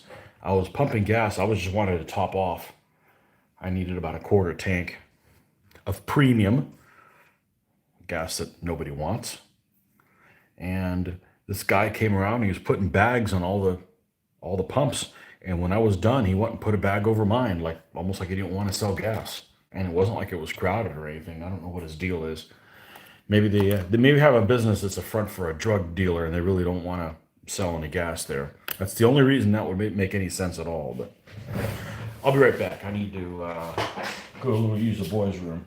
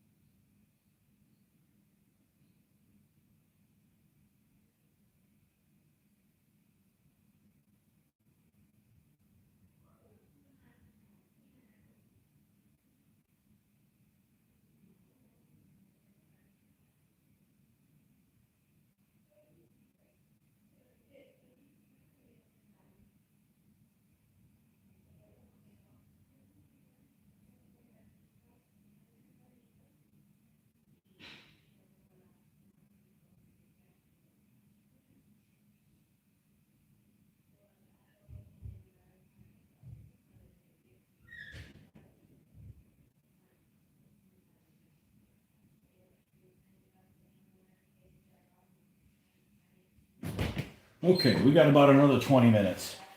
We gotta go.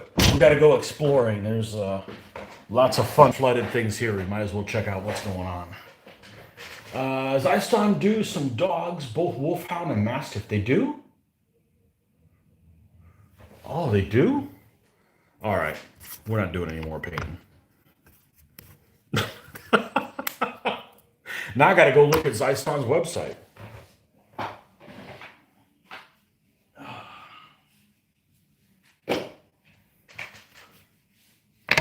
We gotta look at that. All right, let's go look at Zyston's website. Plus. Zyston. What are they listed under?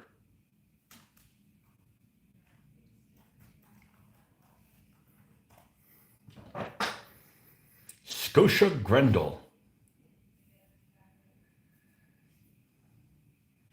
Early hoplite commands.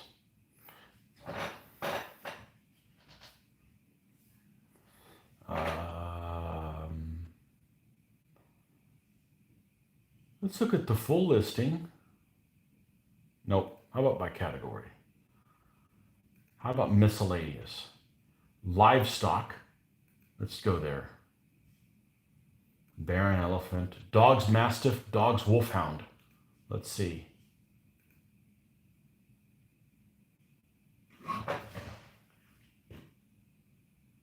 No, that's not one of them. That's not one of them. Wow, that's not one of them. Okay. What about mastiff? Oh, pigs. I need to make fake flaming pigs. Bullocks! That's a word I never use. Those aren't cast on. Okay, so I think Zyston figures are some of the best figures cast. But their animals, not so much. Their elephants look like freaking Snuffleupagus. They got their eyes at the front of their head. Let's look at these mastiffs. Let's see what they are. And those, oh, those are cute. Those mastiffs are cute. I've got some from, I want to say museum. They're all in the same pose, but they're very stocky looking. No, they aren't those. I wonder whose they are. Yeah, I wonder whose they are.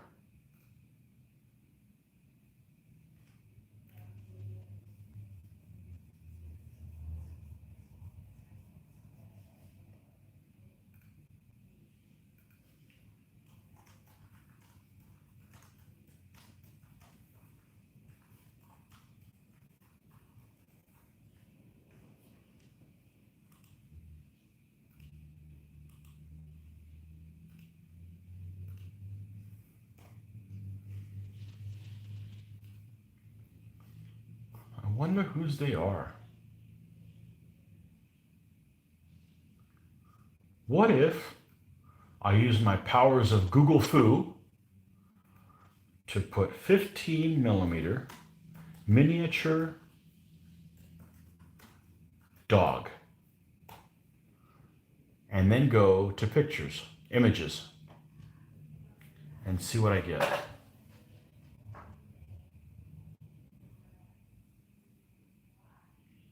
Oh, that's right. There's a lot of stuff on eBay by Pendragons and a bunch of different scales. I almost got some sheep until I actually found some.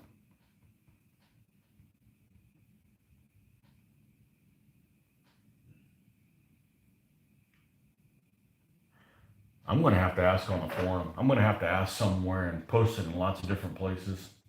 Cobblestone. Okay, what about cobblestone? Is this them? Oh, these are wolves. I didn't know that cobblestone made stuff. That's a possibility.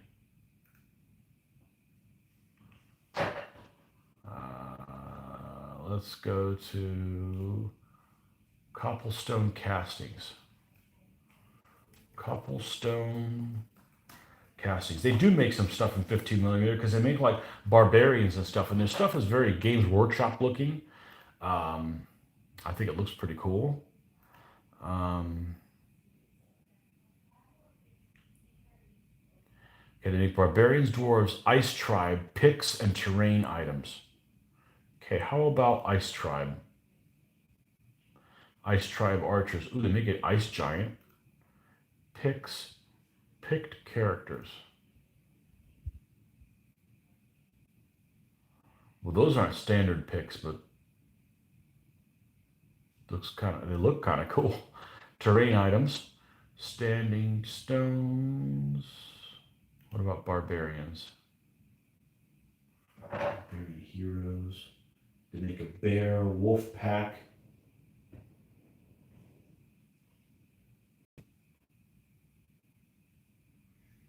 They're not one of the wolves.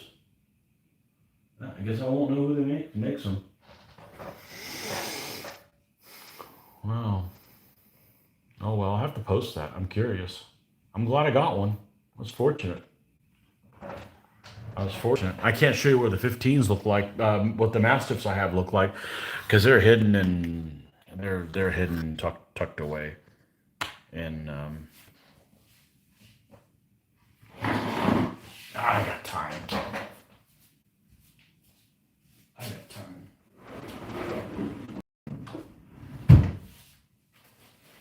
I got one bag here. I got one container. That is only my Renaissance stuff. This container right here is just Renaissance things.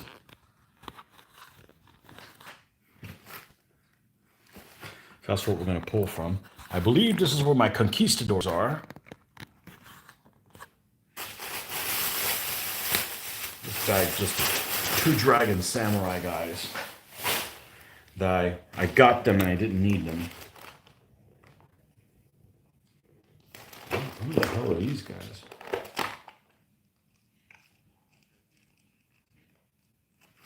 Oh, for my Sicilian Normans. What are they doing here? That's not Renaissance. All right, what do we got here? That's not them.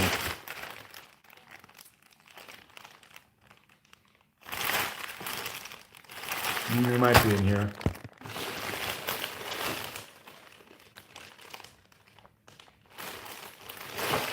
Nope. Nope.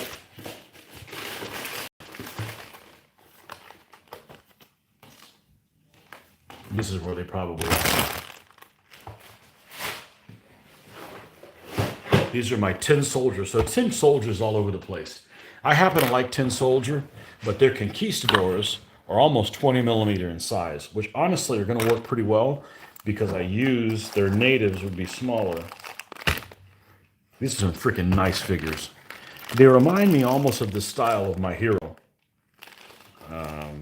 Dave Elsa, but they're a little on the large size. And see, to kind of give you an idea, what's a standard 15 millimeter looking guy? Do you have an Essex guy floating around here still? I do. Okay, here's a Essex halberdier.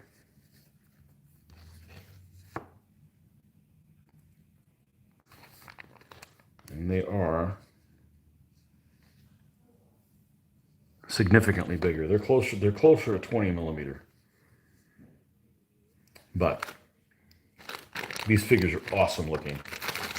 They have lots of varieties. These are the musketeers and stuff for them, which I don't really need. I could use them as a stand as a combination arquebusier and crossbowman, but their cavalry are massive. These guys, but they cast really well. These lances are so long they can poke you from the Iberian Peninsula while they're taking over the New World, and they have the separate Ardaga shield, so you could run them with or without. And they are large horses. Look at them compared to the I mean, but they're nice castings too, and they don't look anything like some of the. They must have been a different sculptor that did these guys, because the guys that I have for Tin Soldier, my Ptolemaics, a lot of the guys look like Ziggy, the comic strip Ziggy.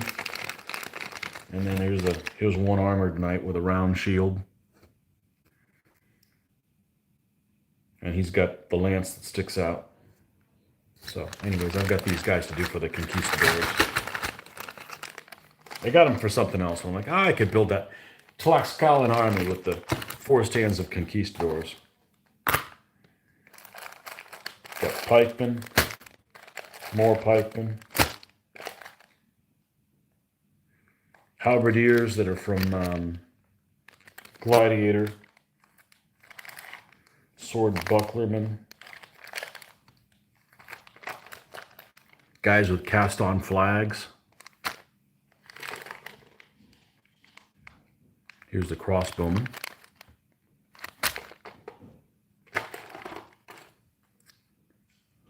Little boom boom. And here's the mastiffs. I knew they were in here. This is where they needed to be. Because in the Renaissance list for RRR, that we're not going to build them for, because we'll save ourselves for a better game. There's a war dog stand. So that's what these guys are for. I don't. Oh, I think I said museum made these guys. I think so. And these guys are cute. Look at these guys. Now they're all the same pose.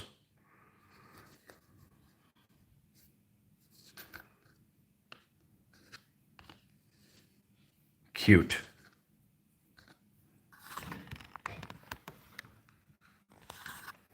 But they're pretty freaking big. Oh, I believe the correct terminology is he gonna eat your ass. He's big. Big, big, big, big. You don't want to mess with those guys. They'll they'll leave you hurting. So yeah, nice. War dogs. Roar. Cujo, there you go. I remember that. I never saw that movie, but I remember when I was a kid, like 10 years old. That movie came like out in 81, right? 81, 82, 80, 81, 81, 82. I remember, so I was like 10 years old when that movie came out. And that was like the movie that everybody was like scared of. Big slobbery St. Bernard, all blood soaked, banging his head into a freaking car. How did he end up dying? Like there was a kid that was in the car, right? And the kid survived. How did the dog end up dying? Somebody take him out with a blast him to Kingdom Come? Or they didn't do that. You can't do that in the movie. He just wants to play. He wants to play. He gonna eat your ass. That's what he wants to play.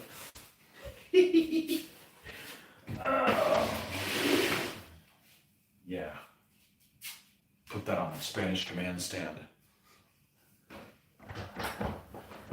Manden los perros. Send out the dogs. Speaking of Spanish war dogs, since we're in Tangent Land, get my book here. I believe it's this one. This Foundry book called Armies of the 16th Century, Armies of the Aztecs, the Incas, other native peoples of the Americas, and Spanish America, 1450 to 1608 by Ian Heath. And you have black and white drawings all done in the same style as Heath's drawings from all the other stuff. Oh, I like these books. They smell like England. I got this book like 10 years ago. It still has that smell. I don't mind that smell. But if you go back here to the Spanish section, they have pictures of war dogs. Let me get to where it is. It reminded me of that.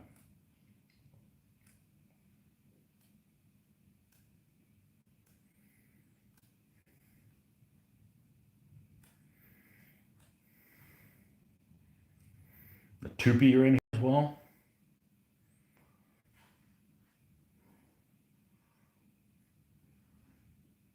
Naked warriors.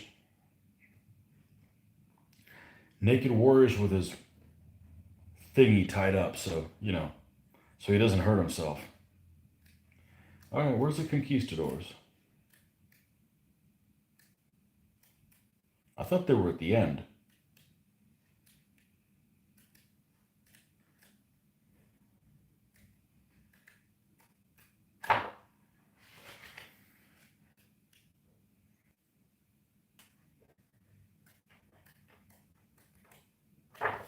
All right, where are they? Oh, they're all the way at the end. All the way at the end. I thought I went all the way at the end. Here's the cannon. Okay, here's the... Is there only one picture of one war dog? I thought there was more than one. Yeah, here he is. Wearing armor. I've seen ones with chainmail too. These guys are just the ones that don't have chainmail.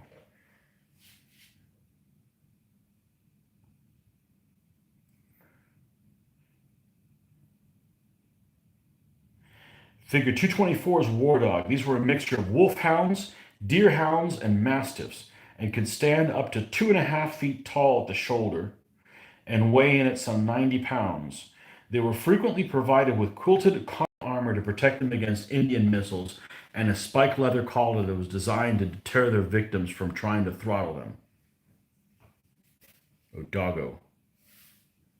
Yeah. Interesting. Repression and regret. You mean, what, that's what the new rule should be called? Nah, that's a ways away. I think it'd be easier to honestly, I think it would be less work to create